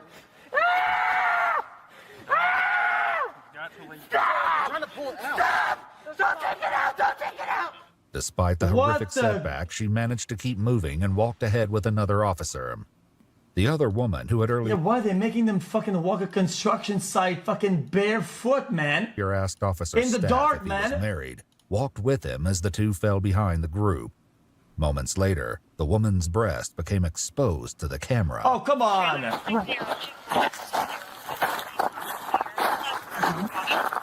According to investigative notes, Officer Staff then extends his right hand in the woman's direction, but what he does is not fully captured. The body camera is then turned off for 6 minutes. So the only thing that shows on these cameras is a little red dot that shows when your camera's recording. Yeah. And I do not recall it being on when we got to the ambulance. In footage from the incident, 2 of the female suspects arrived at the ambulance, while the one who was with Officer Staff was taken to a police cruiser. After she learned she was about to be arrested, she made an accusation against Officer Staff, but the other officers didn't seem to believe her. So not only you, okay, every single person. Okay, are we going to fight right now? Because you know what? You were just all over me. So stop. Okay. 42 There's going to be an issue because you were just All right, here's the deal. There's not going to be an issue. No. I Yes. will get a lawyer. Okay, I will get a one. lawyer. Get I one. will get a lawyer. because Cool. you- All right, you're under arrest. I will get an arrest because you was all over me. Stop Really? He was just pulling hitting away, me. okay? He wasn't, 'cause I was with him. No, you were Cody, not. put on You the were car. not there when he was. Are you kidding me? Are you kidding me? I got both. You're good. You're just really all over me. This is police brutality. Jesus. Really? Yes, really, you're drunk. You can't You stand stole my and everything. This is, he really did. I'm not even kidding. One officer later recalled the victim saying something else to Officer Staff. What exactly did she say, and how did she say it? That's why I don't want to misquote, but it was. Did she say genital? No, something along the lines of if I showed you my I'd go home, not to jail. According to her later interview, it was after he shut off his body camera that Officer Staff put his hand down her pants and inside her underwear. Without knowing actually what happened, what is your opinion? Do you think that this is something that he had the ability? Brother, and that's just disgusting. Sorry, man. That's does the shoe that's fit? vile. I would not say it's completely. Brother, they're like intoxicated outside, like you know, like it's not like it's just disgusting. He is personally. I've never had one of these complaints made against me. and the fact that there's just multiple complaints coming against one person, it just seems to ring a little bit of a alarm. Here recently, there's been a couple more things come out since I've been speaking with these other officers, and that's when we decided, there's a lot of coincidences going on. So that's why we all wanted to come forward. On February 24th, 2021, the Illinois State Police arrested Officer Taylor's staff at his residence and transported him to the Sangamon County Jail, held on a $250,000 bond. Staff pleaded guilty to 5 charges as part of a plea deal, including aggravated criminal sexual abuse, custodial sexual misconduct, criminal sexual abuse, and 2 counts of official misconduct. He was sentenced to 6.5 years in prison, with credit for 998 days already served, followed by 1 year of supervised release. He's also required to register as a lifetime sex offender. As a result of his felony convictions, Taylor's staff is effectively barred from ever serving in law enforcement again. Prisoner. If you'd like to see select new videos early, watch our content without censored and muted words throughout, and see details we couldn't include here, you'll find extra footage on our Patreon. They've probably got Channel a memberships here on YouTube also include early access to select new videos. Ex-police. Seems legitimate to me, especially after he has to register and all that. I mean, the guy's cooked.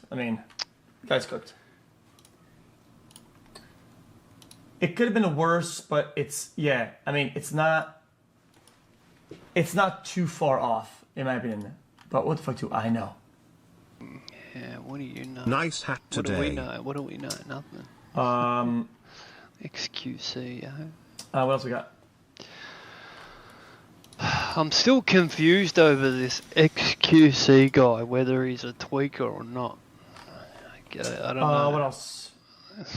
Sometimes he talks like he's tweaking, but... Is this good? Don't know. He doesn't look like a tweaker. I'll give you July that. 29th, 2019. Patrons file into a busy bar in downtown LA for the start of an always entertaining open mic night. You never know what types of performances you'll get on nights like these, or what kind of people will grace the stage with their presence. And on this particular evening, patrons would bear witness to one of the strangest acts they'd likely ever seen. It was performed by a man named Robert Camus. So far. Not sure. It's got me confused. Interestingly, Robert has a long history here across YouTube, being featured in what seems like countless videos, performing skateboarding tricks with a group of friends. But on this night, Robert was ready to show off another skill of his, as he took to the stage to perform a freestyle rap.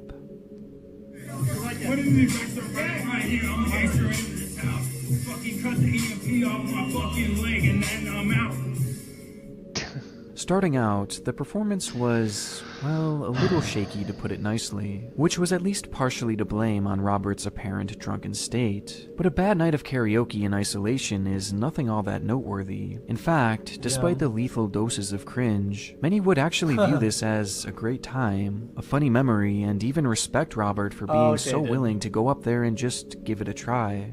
However, his performance wasn't quite finished yet, and after fumbling his way through the beginning of the song, Robert's lyrics take an unexpected turn. Motherfucker, you don't even know my fucking news. I killed my bitch and buried that bitch in the fucking dirt. Back in my mouth, cause the cops trying to look for me and I'm fucking trying to jump. The messy video shows Robert as he raps the line, "I killed my bitch and buried that bitch in the fucking dirt," before muttering that he has to leave because the cops are looking for him. It was a bizarre moment to say the least, and despite many in the crowd trying to play off the line as a joke, with the MC even saying that it was an Eminem-inspired performance, others in the audience were more visibly concerned, and as it turns out, they had every right to be. Well, we're inside this bar, the King Eddie bar, and this is where Camus was standing when he did this rap version, and I guess the big question is, was it a confession? Parked out front of the establishment was Robert's gray Prius, and in the trunk of this Prius was a shovel, along with fresh dirt and fresh blood. Blood that belonged to his girlfriend, Amanda Custer, And coincidentally, that very day, Amanda This Custer guy. had been reported as missing after a neighbor had witnessed Robert carrying her limp body What and the placing it fuck? in the trunk of his car before driving off, And then you only rap to about emerge it. hours later, You're an alone idiot. at this open mic night. That's stupid. In the moment, a bizarre performance was all this seemed to be, but today, many refer to this rap as being an actual confession, and in the end, this footage would ultimately be used in court and lead to Robert's conviction for the murder of Amanda Custer, even though to this very day, her body has never been found. But if the words of Robert Wait. are to be believed, then it's sadly very likely that she's out there somewhere, buried deep in the dirt. For now, if you've Wait. seen Amanda. Wait, actually, psychos would like usually try to get like a deal, or whatever. So like if they like help them find the body, like he gets like a little bit of small, tiny bit like leniency, or whatever. Why didn't I don't get it. I mean, because I watch a lot of this shit. A lot of times they're like, yo, dude, like find this shit, or whatever, and then they do. Custer police want to hear It has from been you. 3 True days slightly. since Amanda Yeah, it's Custer's not been even.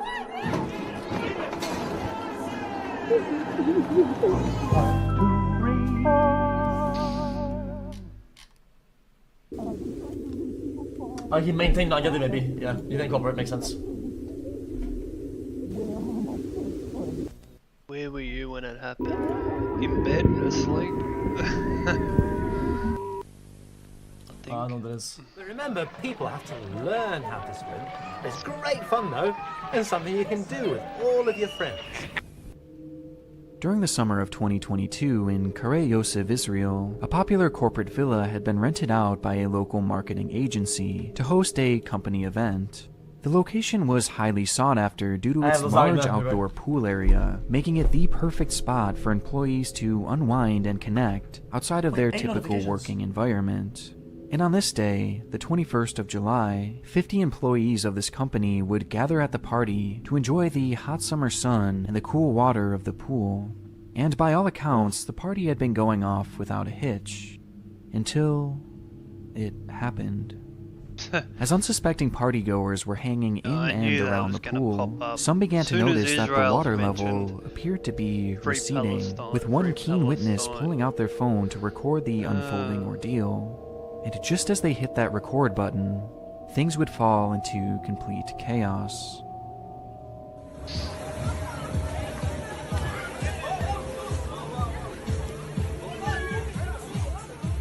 וואו, יש בולען בבריכה, קרה רע. מישהו צילם את זה? הטיקטוק What? What happened? Suddenly, a large sinkhole opens up beneath Yo, the what pool, happened? in turn creating a mass. Sorry, Oh, yo, dude, what? I got fucked up at a party at one time, and I slept at somebody's place, and he gave me my t-shirt back. Yo, I'm happy, man. I forgot I even did that. Massive vortex nice. and an impossibly strong current, dragging essentially everything in its path down towards the opening. And within mere seconds, the pool, once completely filled with water, had become completely barren, with even the pool floats disappearing beneath the surface of the earth. Luckily, at the time there were only about 6 partygoers in the pool, and 3 of them had immediately made their way to safety, but one man could be seen standing dangerously close to the newly formed crater, even slipping and falling to the ground just inches away from being pulled into its opening. What XQC is saying is that he Thankfully, slept with he some too guy had and he managed to brought make his his way to shirt back for safety, him. but the 2 others weren't so lucky, as in the moments immediately before this video began, they had been sucked into the depths of the sinkhole. Of the 2, one would be able to quickly pull his way to safety, while the other was nowhere to be found. As rescuers made their way to the scene and attempted to enter the hole, it was discovered that it was far deeper than anyone could have imagined, with later reports showing that the pit was a staggering 43 feet deep, with the entire opening being filled with water. And the missing swimmer, 32-year-old Khalil Kimhi, was trapped at the very bottom. 43 It would take 4 grueling hours of navigating that claustrophobic grave to finally reach Khalil, who by that point was sadly long gone, having likely already perished by the time rescuers even reached the scene, passing away in what must have been one of the most horrifying ways imaginable. No, it wasn't my boyfriend. Fuck. After all was said and done, it was revealed that the owner of the villa had built the pool in an unsafe location, and had done so without a permit, leading to charges of negligent manslaughter. And though this event was no doubt a tragedy, it's easy to see just how much worse this could have been if more people had been in that pool at the time. Wait, what the fuck? And what truly haunts me the most about this clip is just how unexpected it was. 1 minute you're enjoying a beautiful swimming pool, and the next, you're trapped 40 feet beneath the earth, drowning, with no chance of survival. All because of a freak phenomenon that is entirely unpredictable. Wait, was there a cave under? And a cave in? 1,800 pounds to the square inch and emerges in 50-pound blocks of dry ice. When placed in liquid, it returns to its original gas.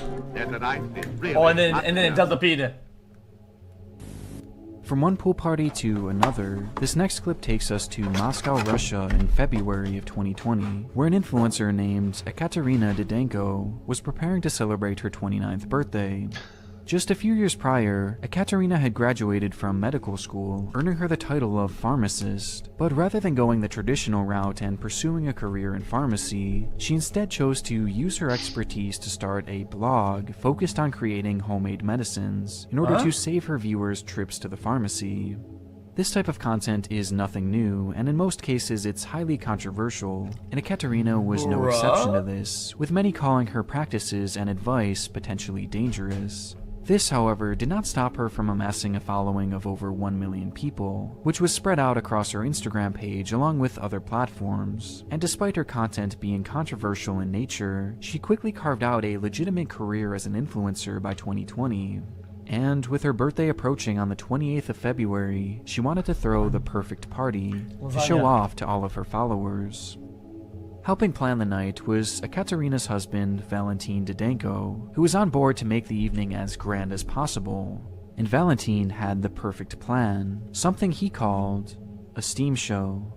Previously, the couple had booked a venue to accommodate all their guests, with one of the most appealing amenities being its swimming pool, and using his limited knowledge of science, along with inspiration from a somewhat viral trend at the time, Valentin thought of a way to turn that ordinary pool room into something extraordinary by using dry ice to fill the entire room with steam, as dry ice combined with water creates an immediate dense fog, in turn creating his steam show. And so, as the party was going on and guests were having a great time, Valentin decided to reveal the main event, and brought all the partygoers into the room, giving them gowns and goggles to wear, before dumping a box full of dry ice into the water.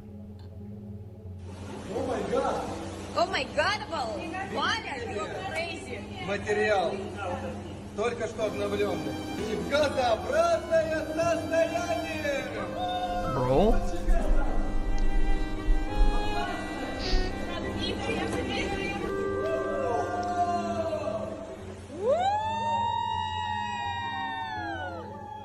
It's gonna fall in it. Instantly, the pool disappears within a cloud of gas, creating the incredible show that both Ekaterina and Valentin had dreamed of, with Ekaterina herself pulling out her phone to record the moment. And quickly, it became apparent that the pool wasn't just for show, as Valentin himself suddenly dives into the mist, disappearing within its hidden water. Ёб твою налево! Wait.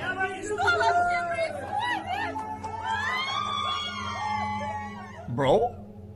But there was just one problem. The chemical reaction that happens when dry ice and water connects doesn't just cause the formation of mist, it causes the formation of carbon dioxide that is produced in such a highly concentrated form that it appears as fog. Meaning that the cloud we are seeing here is made entirely of straight CO2, which in such high concentration is toxic to humans, with it causing shortness of breath and eventual asphyxiation. And though Ekaterina's recording shows the group having the time of their lives, no one realized that when that dry ice was placed in the pool, it had in turn placed all of their lives in danger. Making matters worse, Valentin wanted the show to be as long-lasting as possible, and in turn, ordered the doors to be closed. With how concentrated this is, right? If they all took like 2 puffs of air, right? They could just all pass down just died there, right? In order to keep that fog inside the small room, meaning that there was very little ventilation to filter out this toxic gas, making the levels of CO2 not just very dangerous, but incredibly deadly. And Valentine had just dove directly into its heart. I could probably survive that. Come on, bro. That is very funny. You know, guy. He would break the surface just one time after this, and although the crowd cheers him on, believing he's just splashing around and having some fun, at this moment, his lungs were filling with fluid, and he was suffocating to death, as below the water he was drowning, and on its surface he was suffocating. He was trapped, with the only outcome being death. Ekaterina then turns the camera on herself, revealing another man entering the water, as she's laughing and yelling in amusement. And behind her, all of her friends are seen recording the ordeal, oblivious to the fact that Valentine was now dying at the bottom of the pool. They were far too distracted trying to get the perfect shot for their own social media pages. In the end, it truly was the spectacle that Valentine and Ekaterina had dreamed of. Shortly after the recording had ended, partygoers would finally realize that something was terribly wrong, as some began to experience shortness of breath that eventually caused them to pass out. Meanwhile, others began to feel sharp pains throughout their body that were eventually learned to be the result of chemical burns. Once the room was finally evacuated, 3 partygoers would be unaccounted for, as Natalia Manakova, Yuri Elfarov, and Valentine were left in the foggy room, dead at the bottom of the pool. Wait, she jumped too? What should have been the perfect day for Ekaterina had instead ended with her becoming a widow. And as off-putting as this video is, many would point to Ekaterina's behavior following the incident as even more unusual. Immediately after the incident occurred, Ekaterina would start her grieving process by posting this video for the world to see, and subsequently vlogging her experience at the hospital and documenting the death of her husband. Bro?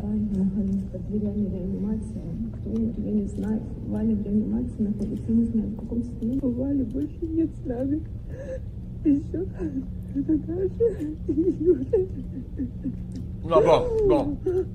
Don't say this is content brain. This is not what content brain is, bro.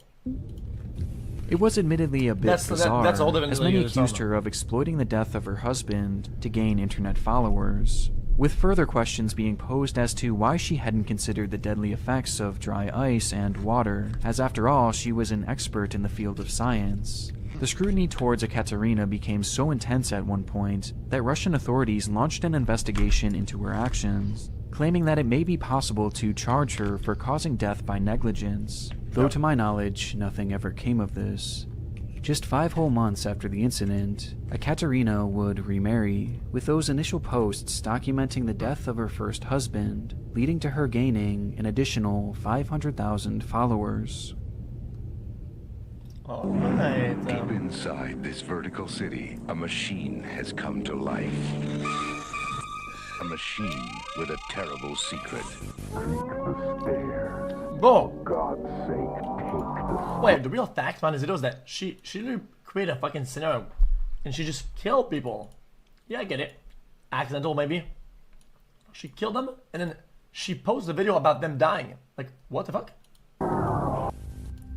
And then she continued to post videos. It was a quiet January night in the Yuanlin Finance and Economics building, located in western Taiwan. The 16th floor tower held its fair share of both office spaces and residences, though as the clock reached past midnight, only the building manager would be awake in its lobby. As he settled in for another uneventful night, the silence was suddenly broken by a woman rushing in with a small child. The man didn't recognize her as a resident, and given that the offices were closed for the night, he stopped her and questioned why she was there. The woman, however, brushed him off in a hurry, stating that they were only there to meet a friend, before entering the elevator and disappearing out of view. According to the man, he felt a bad omen in the air after the encounter, and only grew more concerned as the morning arrived and the woman had yet to come down and exit the building. So out of curiosity, the manager turned to the building's CCTV footage to determine where the two had gone, only to see this.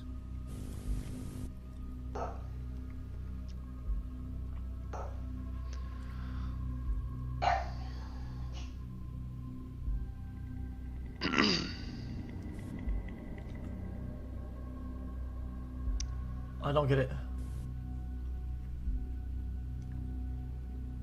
Inside the elevator, the woman begins hitting the button to floor 11 in what seems to be a panic, and as the doors close behind her and her child, she then removes her coat and places it on the ground, before doing the same with her kid. When the elevator then reaches their desired floor, she quietly slips off her shoes and exits in a hurry. It's unusual footage, as their behavior just seems slightly off, and it's made all the more disturbing due to what they could or couldn't see on the cameras after that. Upon exiting the elevator, the pair are seen walking down the hallway on floor 11 in this grainy footage recaptured by the man's cell phone, with the two heading in the general direction of the stairwell, which also happened to be the sole entrance to the roof. And from there, the two aren't seen again. Noting this, the manager immediately began fearing the worst, as their bizarre behavior coupled with the route seemingly leading to the roof could only mean one thing. And quickly, the police were called for what they believed to be a cleanup job, figuring that the two had jumped off the roof. This belief was further fueled by the woman's actions in the elevator, as removing one shoe prior to is apparently a somewhat common thing in Asian countries, as they don't want to track dirt into the afterlife. However, once officers arrived on scene and searched the entire perimeter of the building, there was no sign of the mother and daughter, not even a single trace of blood, meaning they couldn't possibly have jumped. Police would then look through the entirety of the footage and review the positioning of the cameras, only to determine that virtually all exits were covered by the watchful eyes of their CCTV. If these two had left the building, they would surely have the footage to prove it, though while sifting through the entire night, this moment was the last they'd ever be seen on camera. So if they hadn't jumped and if they hadn't left, then they must be somewhere in the building, they thought, which led to a full-scale search of the complex, with officers going door to door searching every nook and cranny. However, while asking around, not a single resident had seen the pair that night, or even heard them for that matter. And when their initial sweep was concluded, the police would be left empty-handed, only uncovering just a few set of clues. For starters, they would find the clothes and shoes left behind on the elevator, and they would also find the woman's moped, which she had driven to the building. Why don't you and get finally, dogs? they would find a single suitcase, found vacant on the top steps leading to the roof. Police would go on to describe this piece of luggage as suspicious, but never revealed its true contents. In fact, following an initial report, they would never give confirmation as to whether it was involved in this case or not. Either way, it led them to a dead end, as they believed these two could not have possibly left that building, though at the same time, they clearly weren't there. Multiple times after this, the building would be searched and searched and searched again, even as recently as 2013, when they would go as far as to check the water pipes and even the water tank itself, which was inspired by an unfolding case of a similar nature I've seen that across before. the world. I thought no trace of the I thought that was it. Yeah, I thought this story was which that was story. inspired by an unfolding case of a similar nature I've heard about halfway that. across the I world. remember That is weird. But no trace of the in pair was America. ever discovered. Yeah, I remember that one. Immediately after They this found her footage in was the taken, tank. these two vanished Up on into the thin roof. air. Following the disappearance, local news would broadcast the footage, where a man named Zhang would come forward stating that this was his wife and 4-year-old daughter. The woman's surname was Leo, and the pair had 4 children together, though their relationship was anything but perfect. Multiple reports claim that on that very night, the two had gotten into an argument, with some going as far as to say that Zhang had actually abused her, causing her to leave the home in a hurry, grabbing only their youngest daughter. Whoa, chill, Meanwhile, their chill. eldest daughter would go on record stating that Leo had told her that they were going to visit a friend's house just for a few days, only What the fuck is this speculation? Like, chill the fuck out, bro. to never return.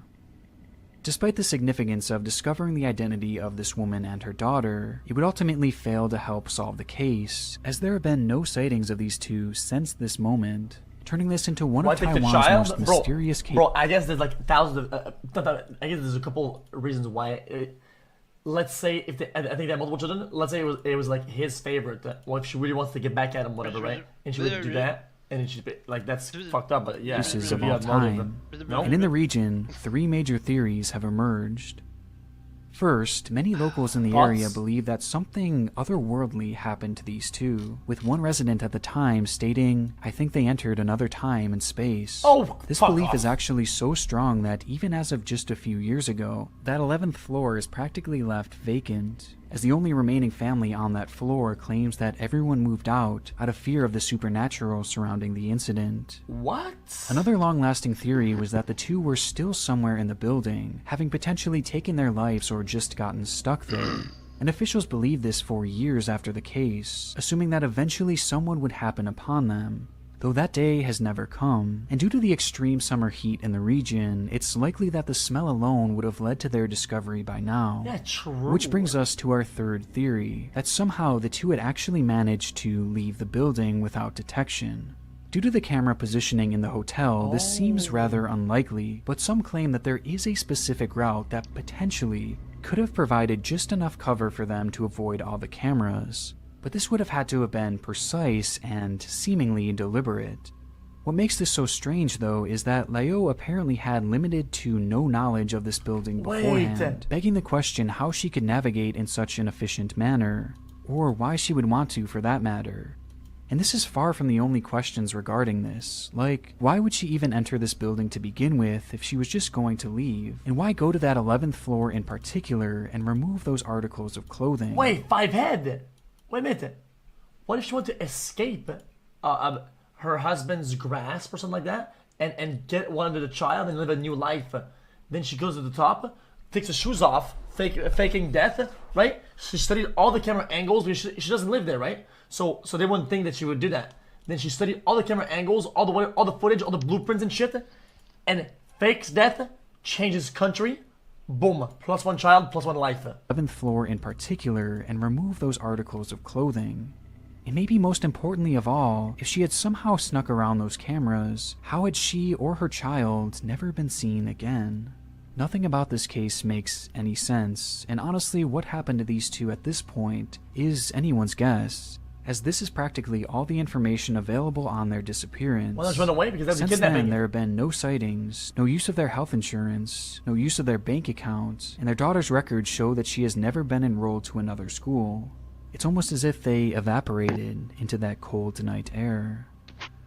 Part of me hopes that this was all an attempt to flee an abusive relationship, and that somehow this was all just a distraction for these two to escape and start a new life elsewhere, which could explain that supposed friend they were going to meet, why they shed their coats, and how they managed to sneak out of there in the first place. But things of that nature are easier said than done, and I can't help but get a sinking feeling that they are no longer with us, as surely at some point, some trace of them would have appeared by now. But unfortunately, an absolute conclusion is something that perhaps we may never get. And instead, we're simply left with this chilling video, which is undoubtedly one of YouTube's darkest. She seems determined. I'm making shit up. My right ear is lonely. The celebration was well underway. December 5th, 2009 marked the 8-year anniversary of the beloved Lame Horse, a roughly 5,000 square foot nightclub located in Perm, Russia. Oh, this one is terrible. On the evening of the 4th, the club began to fill with partygoers keen on joining in on the massive party. To commemorate the night, a cameraman and an interviewer would be on scene to document the events of that evening, which they did by first speaking to patrons as they roamed the club, getting their thoughts and opinions on the celebration. Душа.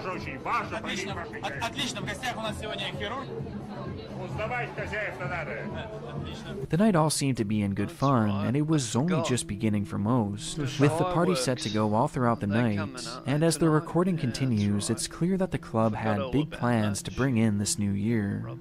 Following the interviews, the footage shows us a view of the dance floor, which was occupied by a group of performers who had been hired to energize the crowd and further build the hype of the night. The organizers had even hired an MC for the evening, whose job was to keep the party alive. Stick their new year where it belongs, in their poop hole.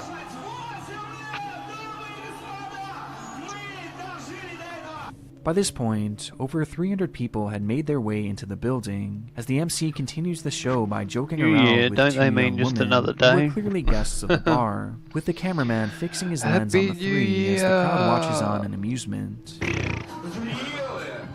I thought this was gonna be the fire one. But Not it's at this exact moment that the camera unintentionally catches something far more interesting. Something that could easily be missed, as it seemed so unimportant in the moment. While everyone's eyes are fixed forward at the show before them, this woman, standing on the far right of the camera, barely occupying a sliver of the frame, casually turns her head, only for her eyes to lock onto something behind her, and noticing the woman's bizarre reaction, the cameraman follows her lead and turns the camera in the same direction, revealing this. Очень люблю женщин, которые созрели. Зрелые, красивые, желанные, обаятельные. Дамы и господа! Oh yeah, I knew it. It's the fire one. I knew it. Unbeknownst to pretty much everyone in the club at that time, a spark from the show's pyrotechnics had made contact with the club's ceiling, which was covered in decorative twigs for the party, and within a split second, a fire would erupt. The initial shock caused many to freeze in place for precious seconds, unable to comprehend what exactly was happening, and it wasn't until the MC, the same one in charge of keeping that party alive, began to shout, "Ladies and gentlemen, guests of the club, we are on fire, please leave the hall," that the patrons would finally unfreeze. Мы горим! Выходим из зала! Соблюдаем!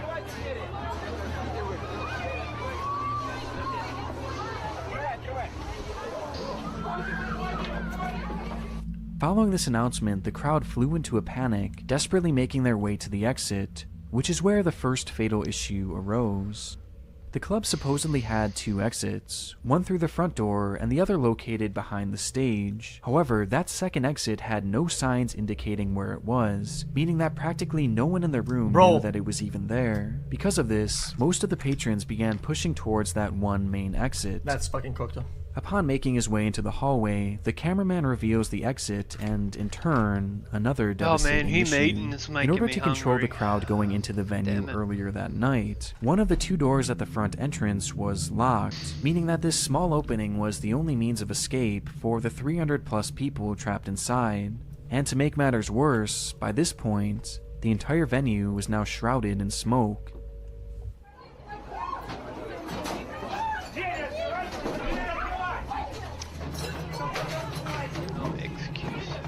It's incredibly scary, yeah.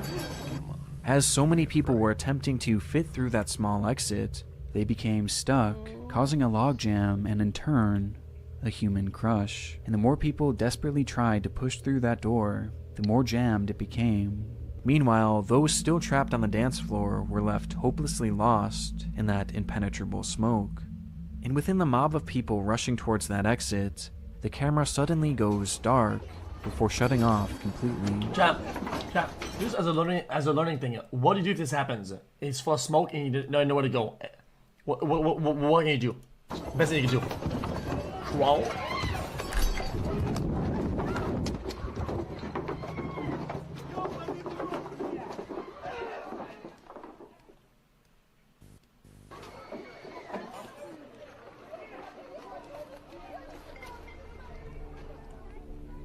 Somehow, the cameraman, along with multiple others, were able to squeeze their way out of the exit, as evident when the camera begins to record sometime later. This time, in the middle of the road, revealing hints of the havoc that was occurring both inside and outside of the club. But tragically, this is where one last fatal factor was added to the equation, which was highlighted by a quote from a survivor and one of the very first people to escape the club. "After I got out, there were no firemen or emergency services for about 20 minutes. Nobody at all. There were only 2 ambulances altogether. They managed to take 6 or 7 men and left. No more ambulance cars arrived, at least I saw none. Firemen had pulled out a number of people by then. Half clothed, they were simply laid out on the cold asphalt. Nobody cared for them. People were lying on the ground for about an hour and a half, definitely for no less than an hour. It could be that many of them died because of this, because of the cold. Bro? It was 16 degrees below zero outdoors." In what has since been heavily criticized, and rightfully so, the emergency response team only fueled the intensity of this disaster, as many of those trapped inside were left to their own devices, and those who were rescued were laid out on the street with severe injuries, and most of their clothes burned off, forced to lie there unable to move for over an hour in the freezing cold. It's unknown how many deaths were caused by this alone, but if these first-hand accounts are to be believed, it's likely that many were. Not only had the venue itself failed these victims, but the emergency response team had as well. Ultimately, 101 people would die on the scene that day, and an additional 55 perished later in the hospital, with the catastrophe amassing a death toll of 156 total people, making it the deadliest fire in Russia since the fall of the Soviet Union. The footage from that night, taken before, during, and after the event, truly account for some of the most disturbing on this site, but two moments in particular have always stuck in my mind, the first being that initial stunned reaction from the lady just off screen, as she had noticed what was transpiring before anyone else, and the other being that first reveal of the small fire on the ceiling that would so quickly and so savagely engulf the entire building and claim the lives of so many. But the thing is just saying, probably not you or you, but this guy. I wanted to briefly mention that I have brand new Patreon tiers, and now for just $3 a month. That was a good documentary. I enjoy this guy's. I think this guy's storytelling is pretty decent. Because he has so limited footage that he has to do pretty good with it. Yo, this is X on the beat, yo. Okay. My voice as well. That S. Anyone knows that boy? I don't know, he's just so soy. Anyone knows that boy? I don't know, he's just so soy.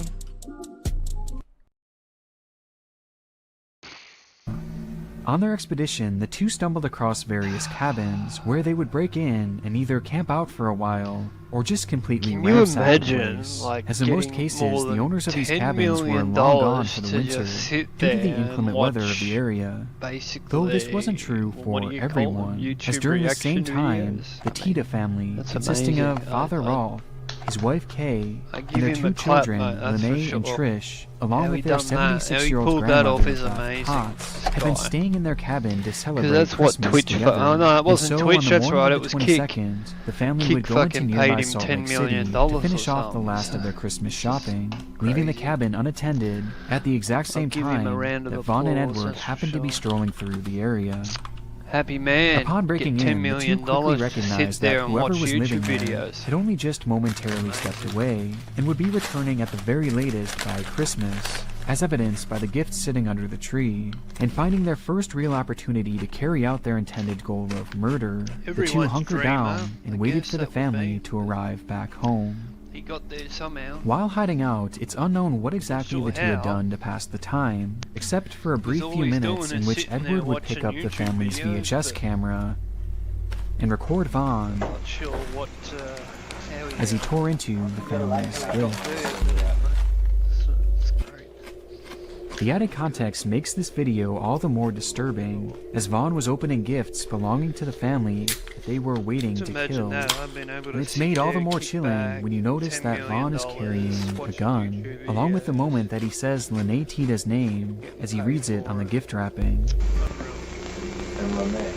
And worst of all is that the gravity of the situation they were currently in clearly had no impact on these two men, as they were completely emotionless. And unsurprisingly, things only get darker from here, as after a few hours, Beth, Kay, and Lene would pull into the driveway.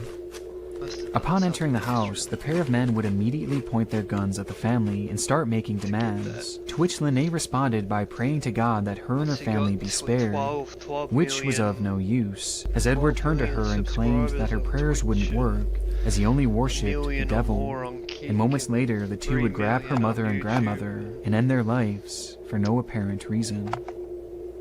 This left only 20-year-old Lene, who tried desperately to convince the men to leave, knowing in the back of her mind that her father Rolf and sister Trish would be arriving soon. But it was to no avail, as her pleading was interrupted by the sound of another snowmobile pulling into the driveway. Upon exiting their vehicle, both Trish and Rolf would be held at gunpoint, with Rolf being told to strip his clothes and give up all his money. Again, pleas were made to just take anything and leave them alone, but the two men remained unfazed. They wanted to cause pain and anguish to anyone and everyone, and nothing was going to stop them. And so, Vaughn pointed his gun at Rolf and pulled the trigger, striking the man in the face before delivering one final blow to the back of his head, leaving just the two daughters.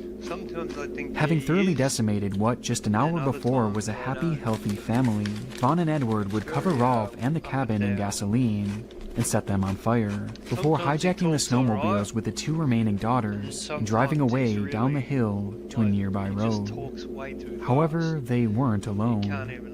On their way out, the kidnappers and their victims would notice a man waving to them in the distance, with the individual being Randy Zorn, their uncle, who recognized the two girls and attempted to flag them down. However, knowing that had they acknowledged their relationship, it would almost certainly get the man killed, they chose to ignore him and told the kidnappers that they had no idea who he was. Sensing something was off, Randy would follow the group down the mountain, where the men were now loading into the family's car. He waved to them once more, this time yelling at the group to stop and even running after them. But again, the girls pretended not to know them, sacrificing a chance at being saved in order to protect their uncle. Confused by this bizarre encounter and apparent urgency from the girls, Randy began to fear that something bad had happened at the family cabin, which was only confirmed when he heard another snowmobile tearing down the mountain. On it was a barely clothed Rolf, who despite being shot in the head twice, set on fire, and his eyes being almost completely swollen shut, was somehow alive, and had managed to get on a snowmobile to find help. And it was there that he told Randy, "I've been shot, my wife has been killed, and my daughters have been kidnapped." Something that most likely saved the lives of those two girls, as the police were contacted and were able to quickly track down the vehicle, where the kidnappers would accidentally run it right off the road, flipping it over multiple times before crashing into a ravine. Quite shockingly, no one would be badly injured in the wreck, and following a brief shootout, Vaughn and Edward gave in and were swiftly arrested, bringing this whole nightmare to an end. When the dust eventually settled, Edward would end up receiving life in prison, while Vaughn, the man shown here opening the family's gifts, was sentenced to death, with both men reportedly being visibly shocked at the sight of Rolf when he showed up to court to testify against them. Rolf would later go on to make a full recovery, which definitely ends the story off on an empowering note, though the carnage left behind by these two men in the moments following this video. Chat, I don't mean to be weird. What did they shoot him with? Because 2 bullets to the head? On to make a full recovery, which definitely ends the story off on an empowering note, though the carnage left behind by these two men in the moments following this video. I think it's 22, yeah, that's what I thought. One of the darkest on the site. It's very rare. Yeah, it's very rare, but okay, listen, I don't need to be knowledgeable of everything, but I saw a video about like the autonomy of a headshot. Whatever. See that? Remember, Chad, the video we watched? Well, I watched on my own, and whatnot, right? And also like when people suffer headshots, what happens to them? Whatever. Remember these 2 videos, and they're both really, really good videos. And it's like being able to do all that with 2 headshots is pretty dank. Before we get into our next case, I want to first thank BetterHelp for sponsoring the video. The anatomy. Wow. I gotta keep watching the southwest side. It's where most of them come from. You think it's likely? No. The odds are way against it, even in weather like this. But there's always a chance. The day was already off to a terrifying start, as hail began to fall from the sky and the sun became completely concealed by the dark clouds forming overhead. This was nothing out of the ordinary for the area though, as Joplin, Missouri is and has been notorious for its consistent threat of massive tornadoes. And so, despite the fear of an impending tornado looming in the area, many just continued about their normal lives, including a select few who even showed up for school, like Will Norton. The then 16-year-old had been attending Joplin High School, which he was headed for that very day to attend an early morning tennis practice, only to be met by those extreme conditions, with Will later going on to describe the harrowing events of that day in a YouTube video titled, "I Nearly Died." So I get ready really fast and I rush to school, out the door, and then I'm leaving for school and there is just tons of rain. And the wind is so crazy. You just see water. It's like horizontal rain and all the cars are like veering. I was having trouble keeping my car on the road. I drive a Hummer. This should not be happening. Anyway, I made it home and I think I'm just gonna go take a nap for the rest of my life because I didn't die. Oh my gosh, I'm done. Lucky man. The video was posted to his YouTube channel called WildeBeast88883333, where he had found genuine success in the early days of YouTube, becoming a pioneer on what was then a brand new space, long before YouTubers were ever actually a thing. But throughout his entire channel, this upload was by far the most chilling, not just due to the brush with death he experienced that day, but because of the events that would unfold just 2 years following its release. The date was May 2nd, 2011, but for students of Joplin High School, they simply referred to it as Graduation Day, the day in which Will and his classmates would walk the stage into the next chapter of their lives. It was an event that Will and his family watched excitedly from the crowd, before the moment was interrupted by the ringing of a tornado siren. These sirens lasted only around 30 seconds, leaving many unfazed as they were practically a daily routine in the area, given just how common severe weather was. And with no further alerts coming through their phones, aside from a standard warning letting them know that conditions were ripe for a tornado, things continued on as normal from there. With the rain now starting to fall, Will's sister Sarah, along with their mother and grandmother, chose to hop in the car and head home in order to get a head start on preparation for the night's graduation party, leaving Will and his father around 20 minutes behind, with Will driving the two home in his beloved Hummer, which he had mentioned often across his channel. And with that, the family was split up into two cars, one that at this point was almost home, and another that was just beginning their route. Which is when things began to get more worrisome. Suddenly, the rain fell even harder, and the winds began blowing horizontally, to the point that trees were starting to bend over and eventually break due to the strain. Recognizing the worsening conditions, Mark would call Sarah, who had just arrived at home, to ask her to open the garage for them so they can pull right in and avoid having to get out in this worsening weather. A request that couldn't be completed, as right after their phone call, the power would suddenly shut off, rendering the door impossible to open. And so, Sarah called back with the update to let the two know that they would likely have to park outside and make a run for it through the front door.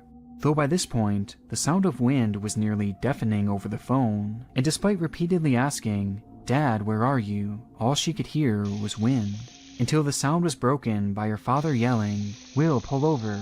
There's the tornado. Pull over." From the KSN Storm Center, this is a severe weather alert. Good evening. We've got some information on this one. Let's go ahead and go to the Freeman First Alert Doppler radar.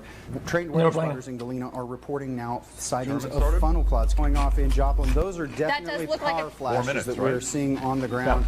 Have a tornado on the ground. This is a tornado. Yeah, this is a very dangerous situation. We cannot stress this enough. If you are in Joplin, please take cover. No, it is certainly going off. Caitlin, I'm just looking out the door right now. Please do not go outside.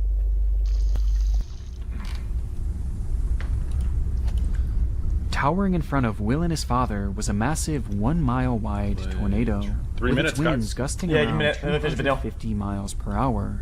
It was an EF5, the highest ranking a tornado can achieve, and now Will and Mark were directly in its path.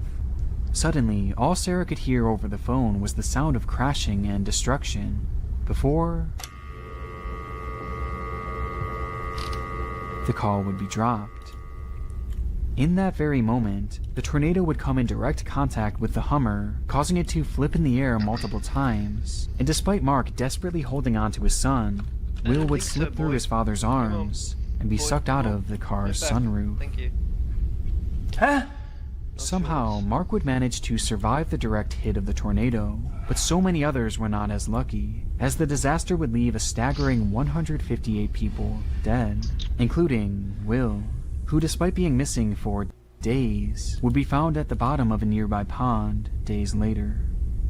The story alone is incredibly grim, but it's made all the more disturbing by the video posted 2 years before, which now features so many chilling moments of foreshadowing. I pull over into the... Jesus Christ, you guys, pull up chat. I'm just inviting to the party, otherwise we're not. Chat, we're not gonna make it to the tournament. You guys join my lobby fast. I have no idea what he just said. Fast, both. He's talking fast again. What's going on?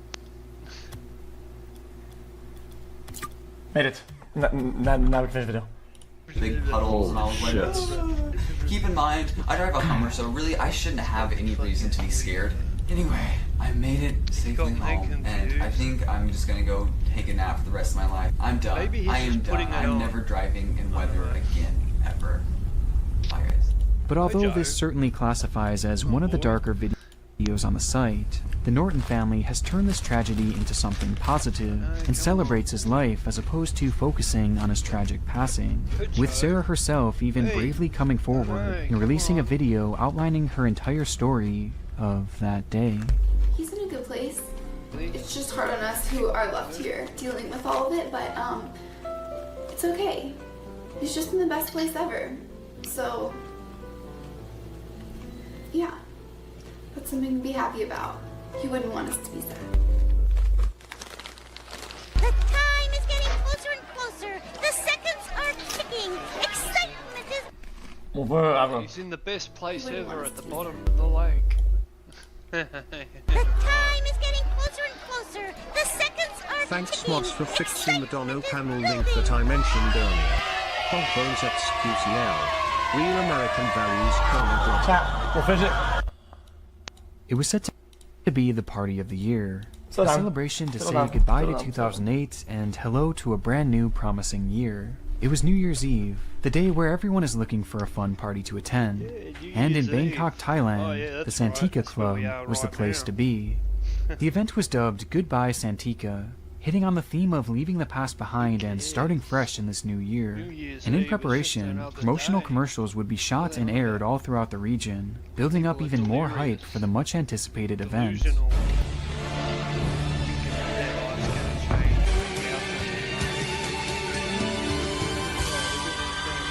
Goodbye, Santika. It promised to be their best show yet, with live music from numerous well-known artists and, of course, lots and lots of alcohol. And sure enough, as New Year's Eve rolled around, this hype would translate into a large crowd swarming the doors to be part of this special occasion. And as the clock ticked closer and closer to midnight, the crowd only continued to grow, with it being estimated that as many as 1,000 people were in attendance. At this point, very few videos exist from this night, though in the time since, 3 key clips have come forward that piece together the events which transpired once the crowd had gathered. At 11:44 p.m., with the big day only minutes away, this video was taken up close to the stage, showing not only the high energy of the night, but also the massive people crammed into this venue.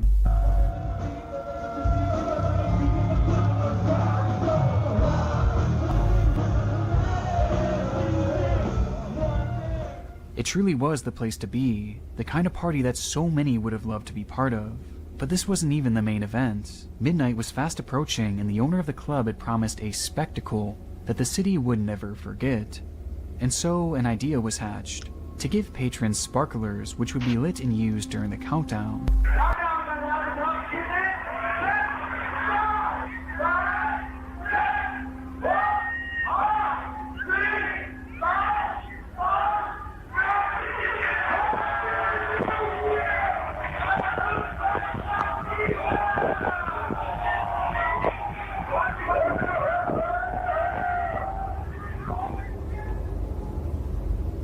The camera shuts off after first showing a happy couple celebrating together, and then panning to the stage where the performers were hyping up the crowd even more and launching pyrotechnics of their own into the air, adding to the explosive atmosphere within the club. And finally, we have our third and final video, this one having taken place just a few minutes following the cell phone footage. Only this time, the cameraman was outside of the venue.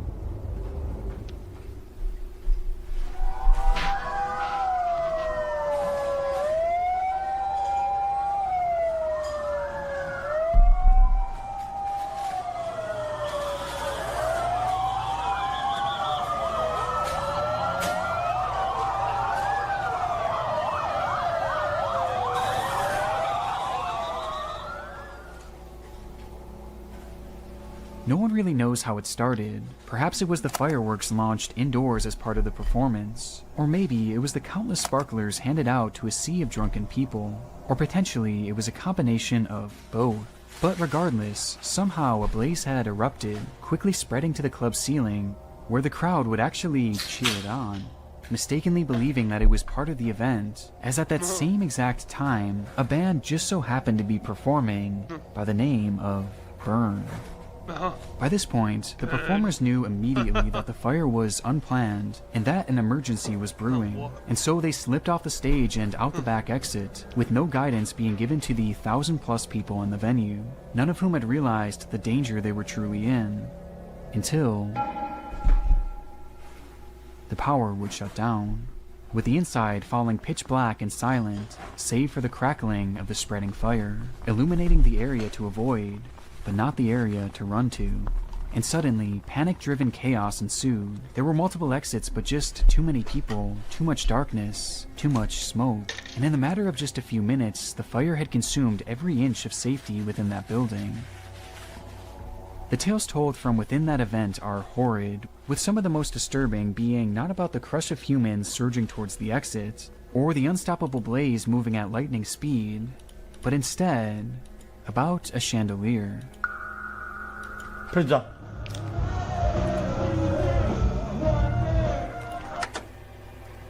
In the video preceding the disaster, we see briefly through the low-quality imagery a chandelier, the club's crown jewel, measuring in at a whopping 10 meters in diameter and weighing over a ton. And while the fire began to spread to the ceiling, it came in contact with the base of this massive artifact, causing it to heat up and eventually snap from its support, landing atop of the crowd below and taking the lives of multiple people. When the smoke eventually cleared on the catastrophe and the carnage was fully revealed, it would be announced that 67 people had lost their lives that day, with countless others being burned and permanently disfigured, leading to the club owner being jailed for 3 years. Despite the true cause still being debated to this day, the video from directly beforehand shows just how lax the safety measures were, as even if they weren't the direct cause, giving sparklers to 1,000 drunken people indoors was just a disaster waiting to happen. And in the end, the party truly did live up to its name, Goodbye Santika, as the club was burned past the point of recognition, and now sits as dark as the videos surrounding it.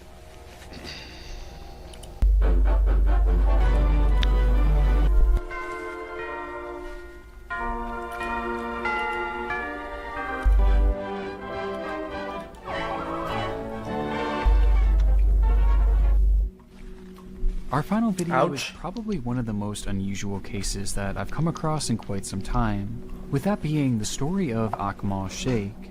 Born in Pakistan in 1956, Sheikh had spent the majority of his life unnoticed, spending his days mainly outside of the gaze of the public eye, though that didn't mean his life was uneventful by any means. Over the years, Sheikh would move from country to country starting numerous new businesses, like in the 80s when he moved to the US to become a real estate agent, and then in the 90s when he moved to London to start a minicar business. With the only problem being that none of these ventures ever really stuck, causing him to live in a state of poverty, even at one point going bankrupt following the decline of his cab business. And his failures didn't stop there, as in 2003, Sheikh would be accused of sexual harassment and unfair dismissal of a 24-year-old employee, resulting in his wife taking his kids and filing for a divorce, which would be far from his last legal struggle.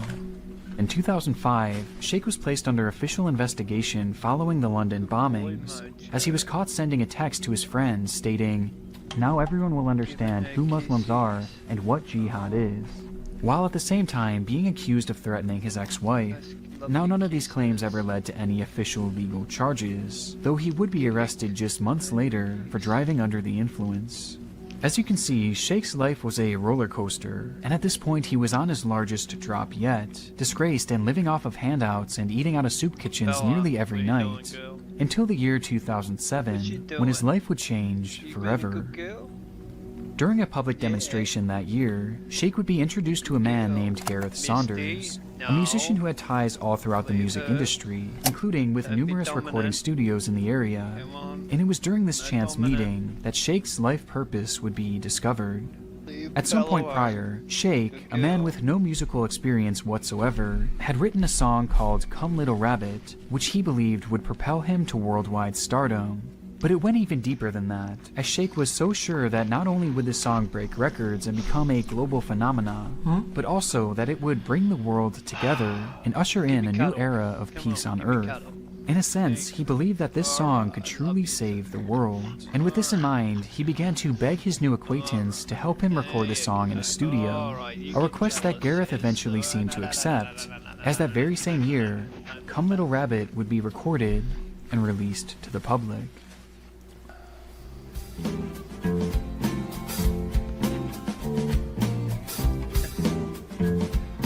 Come little rabbit, come to me. Come little rabbit, let it be.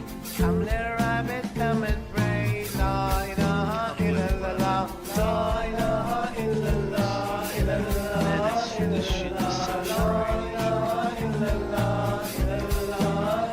What is this absolute dog shit? Wait, As you can probably tell just based on how things are going so far, the song did not perform as intended, and sadly the world did not come together in harmony upon its release, likely because the song just wasn't very good. The sad reality of the situation was that Akmal Sheikh was a very mentally unwell man, and these big dreams that he had throughout his life were, in most cases, more so delusions. And though we don't know for sure what exactly he was suffering from, many close to him described his behavior as being on par with severe bipolar disorder, and Come Little Rabbit was the latest example of his struggling mental state, representing a point in which he detached his furthest from reality. And sadly, it was this very song that would drive his life to an even lower point.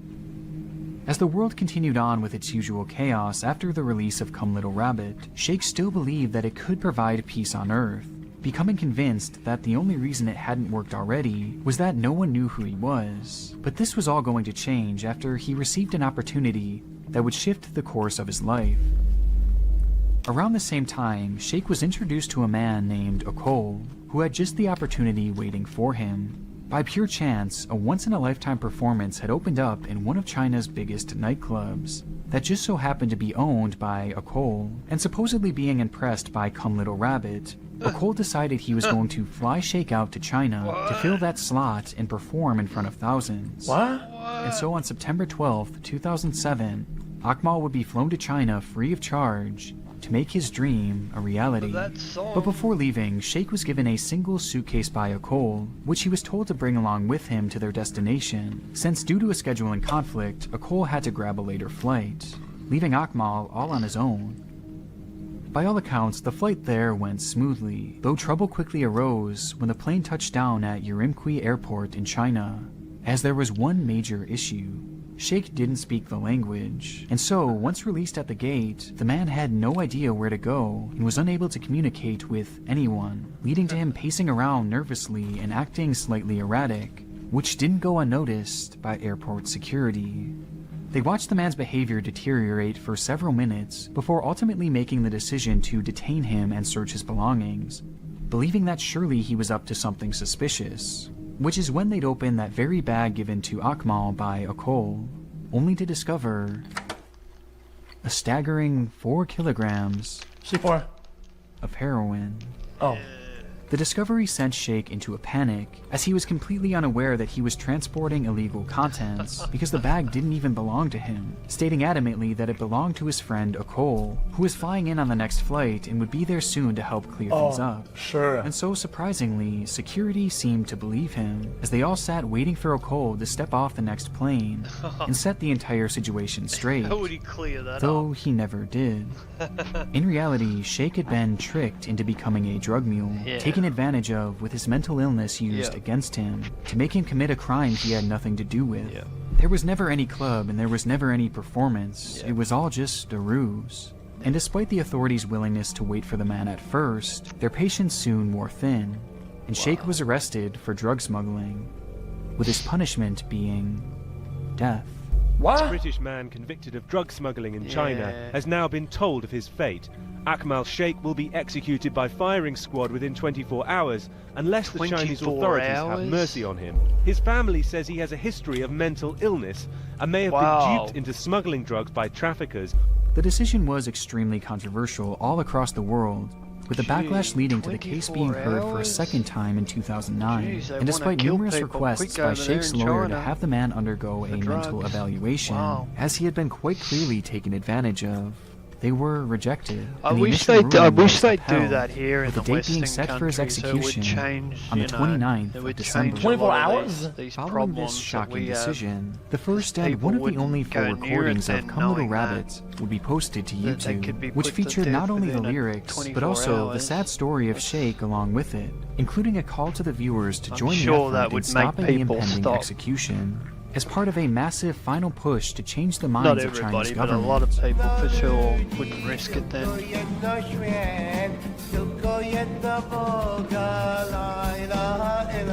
Mods, you guys, I'm down, chat. Jesus Christ, bro, chill out. Can you say something? Come to me, come little rabbit, let it be. Come little rabbit, let us pray. La ilaha illallah.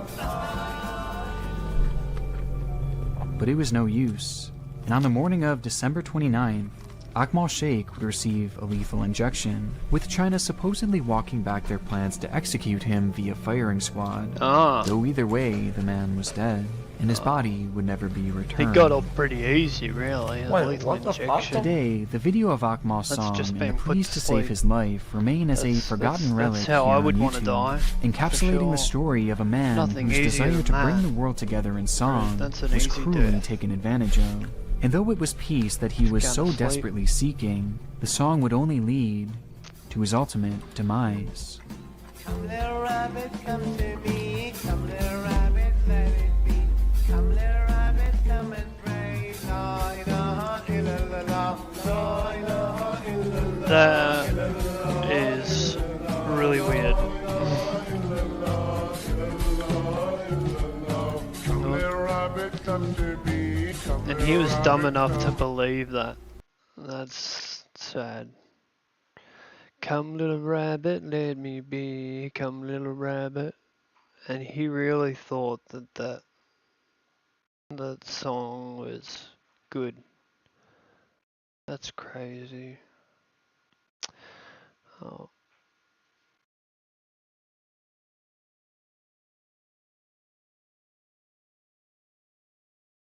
Really? I'll give it. Guys, I'll start a little bit. I'll watch a little bit, and then we'll see. Warning, this video contains themes of violence, death, and gang activity. This video is for educational and documentary purposes only.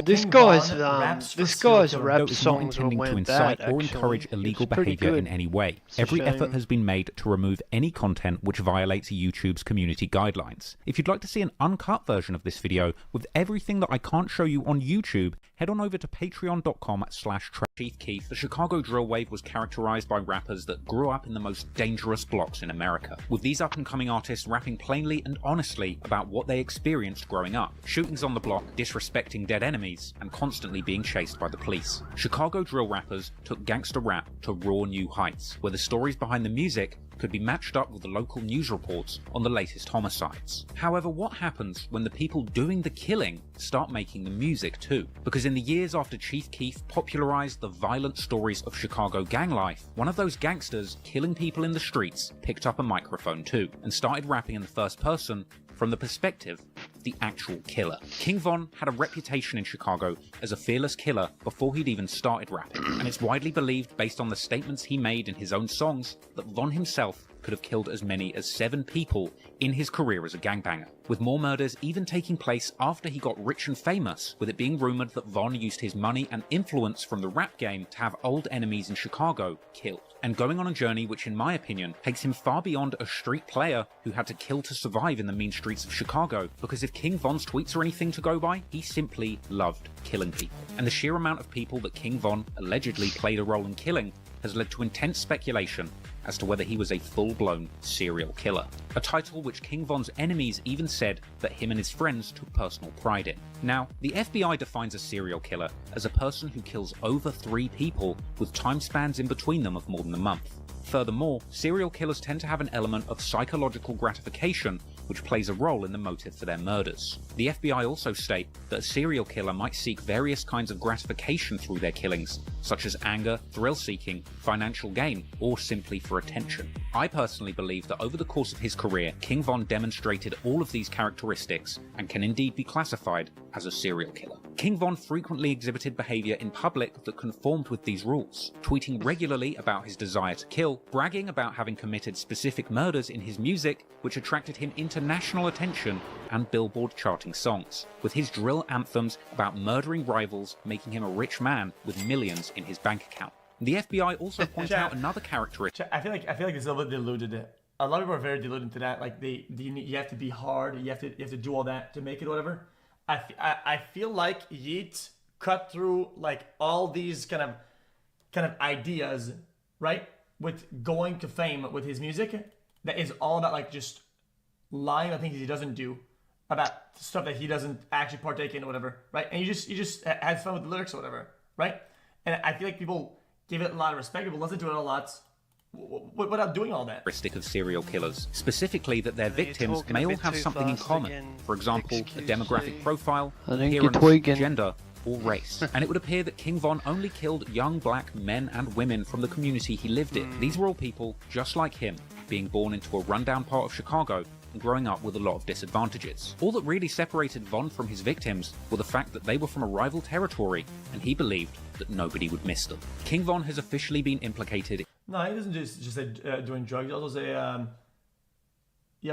say something gun.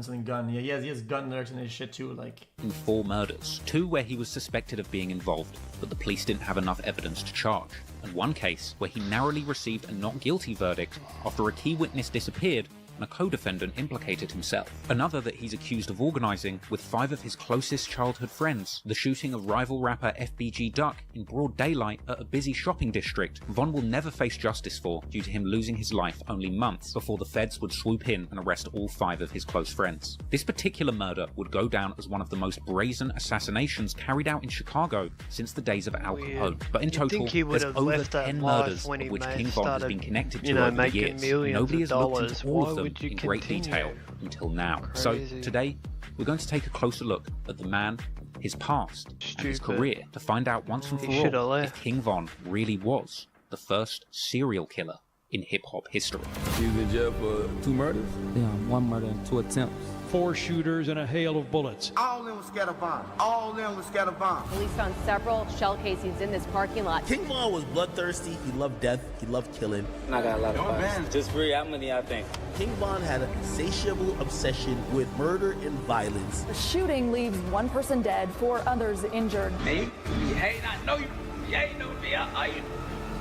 King Von probably would have been considered like a serial killer. They labeled the man a serial killer. Them. Is that Ye? King Von, real name Davon Bennett, was born on August the 9th, 1994 in Chicago, Illinois, growing up on West 78th and South Hermitage in an area known as Killer Ward, an area mainly affiliated with the Chicago gangs, the Gangster Disciples, and the Black Peace Stones. Von would attend Barton Elementary School in the area, but despite starting life as a fairly normal kid in Chicago, he would be subjected to the influence of gangbanging in his family home from a young age. His father was Walter E. Bennett, aka Silk, a well-known street dude from nearby Ada Park. Von was mainly raised by his mother, as his father was in and out of jail throughout his childhood. But Von's father was apparently a legend in the streets, with ties to the street gang, the Black Disciples. However, much like Von, despite the fearsome reputation he'd earned in the streets, it would ultimately be this proximity to gang life that would lead to his father's demise, as King Von's dad Silk was shot dead when Von was only 11 years old, apparently being targeted by a sniper outside of a skating rink, according to an interview with King Von's uncle. Rest in peace, King Von.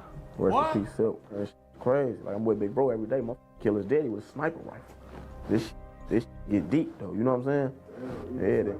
Yeah, sniper. I hit him with a sniper rifle. They at the skate ring, but you know, that's another story. It seems clear that King Von's father Silk was remembered as a legend of the block. However, coping with the loss of his father at such a young age clearly had a negative effect on the mindset of a young King Von. He would tweet and rap in freestyles years later that he simply couldn't sleep after his father's death. Taking my daddy, I couldn't even go to sleep. And throughout his teenage years, he would post RIP tributes to his father on Twitter to commemorate his birthdays. Naturally, Von would follow in his father's footsteps, getting involved in local gang politics at a young age, with Von actually telling 16-shot and visuals in his very first interview that he got involved in the streets in 4th grade, eventually getting his hands on guns by the time he got to high school. You was like toting pipes in 4th grade, like when you started? I probably had a BB gun or something. It wasn't that hectic, like, it ain't get, I just been, you know, in the streets with awesome.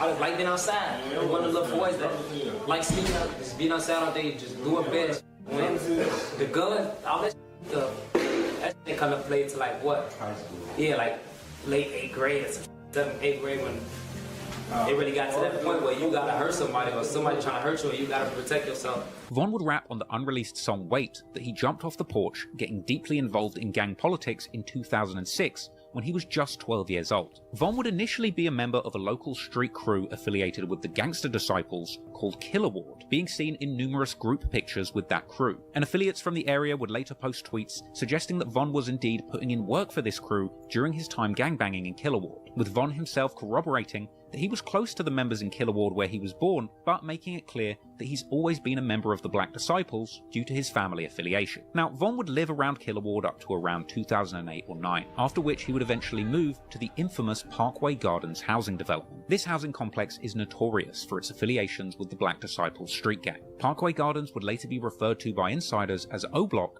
but prior to that, it was referred to as Wick City. And here, King Von would meet many of the people who would end up having a huge influence on his life and career. People famous for their affiliation to O Block, whether through the gang wars going on there, or through the music that had been made about the gang war. People like Boss Top, Chief Keef, T-Roy, White, Duke, BJ, Big A, Trey 5, Sharoid, J Money, Platoon, and countless other people that played a big role in Von's life growing up. Von would also attend a new school in the area, This guy's British the Hyde Park accent Academy, with where these he would names, attend man. with people from other rival territories with affiliations to the Gangster Disciples. People like FBG Duck, who would even claim in a Twitter exchange in 2014 to have plotted to beat King Von up on the school bus, and people like Lil Mark, who Von would even be seen in throwback pictures with before their feud had escalated into something deadly. Von and his friends started out their gangbanging careers with fistfights with the ops at school, schoolyard scuffles that would unfortunately escalate over the coming years, developing into full-blown gang war with firearms involved. Over time, a teenage Von would begin getting more and more involved in Chicago's street gang conflicts, apparently bringing guns to school as young as age 13. Chop Squad, who went to school with both Von and G Herbo, would claim that Von would even show off guns in class, with it apparently being Von himself who started the trend of teenage gangbangers in their school bringing guns to class. Von was the type of person to bring a pole to school at 13 for. Like, that's what me and Herb was talking about. He was like, he knew it was real when Von walked up to him in school. He was like, he had flashed the pole or something. He was like, Herb knew every day from there it was up. He was like, oh, we bringing guns to school? You know what I'm saying? Like, oh, it's on now. Oh, He's like, man. every day from there, everybody brought guns to school. Oh, man. And he was like, Von was the one to start that off. In fact, G Herbo would even later rap about this on a collaboration with That's Von insane. called FaceTime, saying that Von showed him a revolver in freshman orientation, an experience which led G Herbo to begin bringing guns to school himself too. Now, King Von was apparently out of control as a youngster. According to one story, Von actually did a shooting on prom night whilst wearing his suit, after literally tweeting out that somebody better not try him in his suit. So naturally, you can imagine, Von ended up spending a significant amount of time in trouble with the law as a teenager, with large patches of his most formative years spent inside jail cells. Von went to jail for the first time around August 2010 at age 16 for armed robbery, apparently robbing someone for their car at gunpoint. Something that he would actually later refer to on his song Armed and Dangerous, saying that he was arrested on August 11th, 2 days after his 17th birthday, when he was offered 21 to 45 years in a plea deal. Von would end up spending time in boot camp in an intense military-style juvenile program, ultimately rewarding him with early release. But soon after that initial charge, Von would catch another in January 2011, ultimately spending 15 months behind bars as a juvenile, being locked up between December 2010 and March 2012. And during this time of incarceration, Von's best friend T-Roy would tweet calling for his release. Eventually, in March 2012, Von would be a free man once again, but he was only free for a matter of months, from March to November 2012. But during this time, Von would undergo a transformation, going from a gun-toting stick-up kid to a full-fledged killer after witnessing the death of one of his close friends, which, as he put it, turned him into a demon.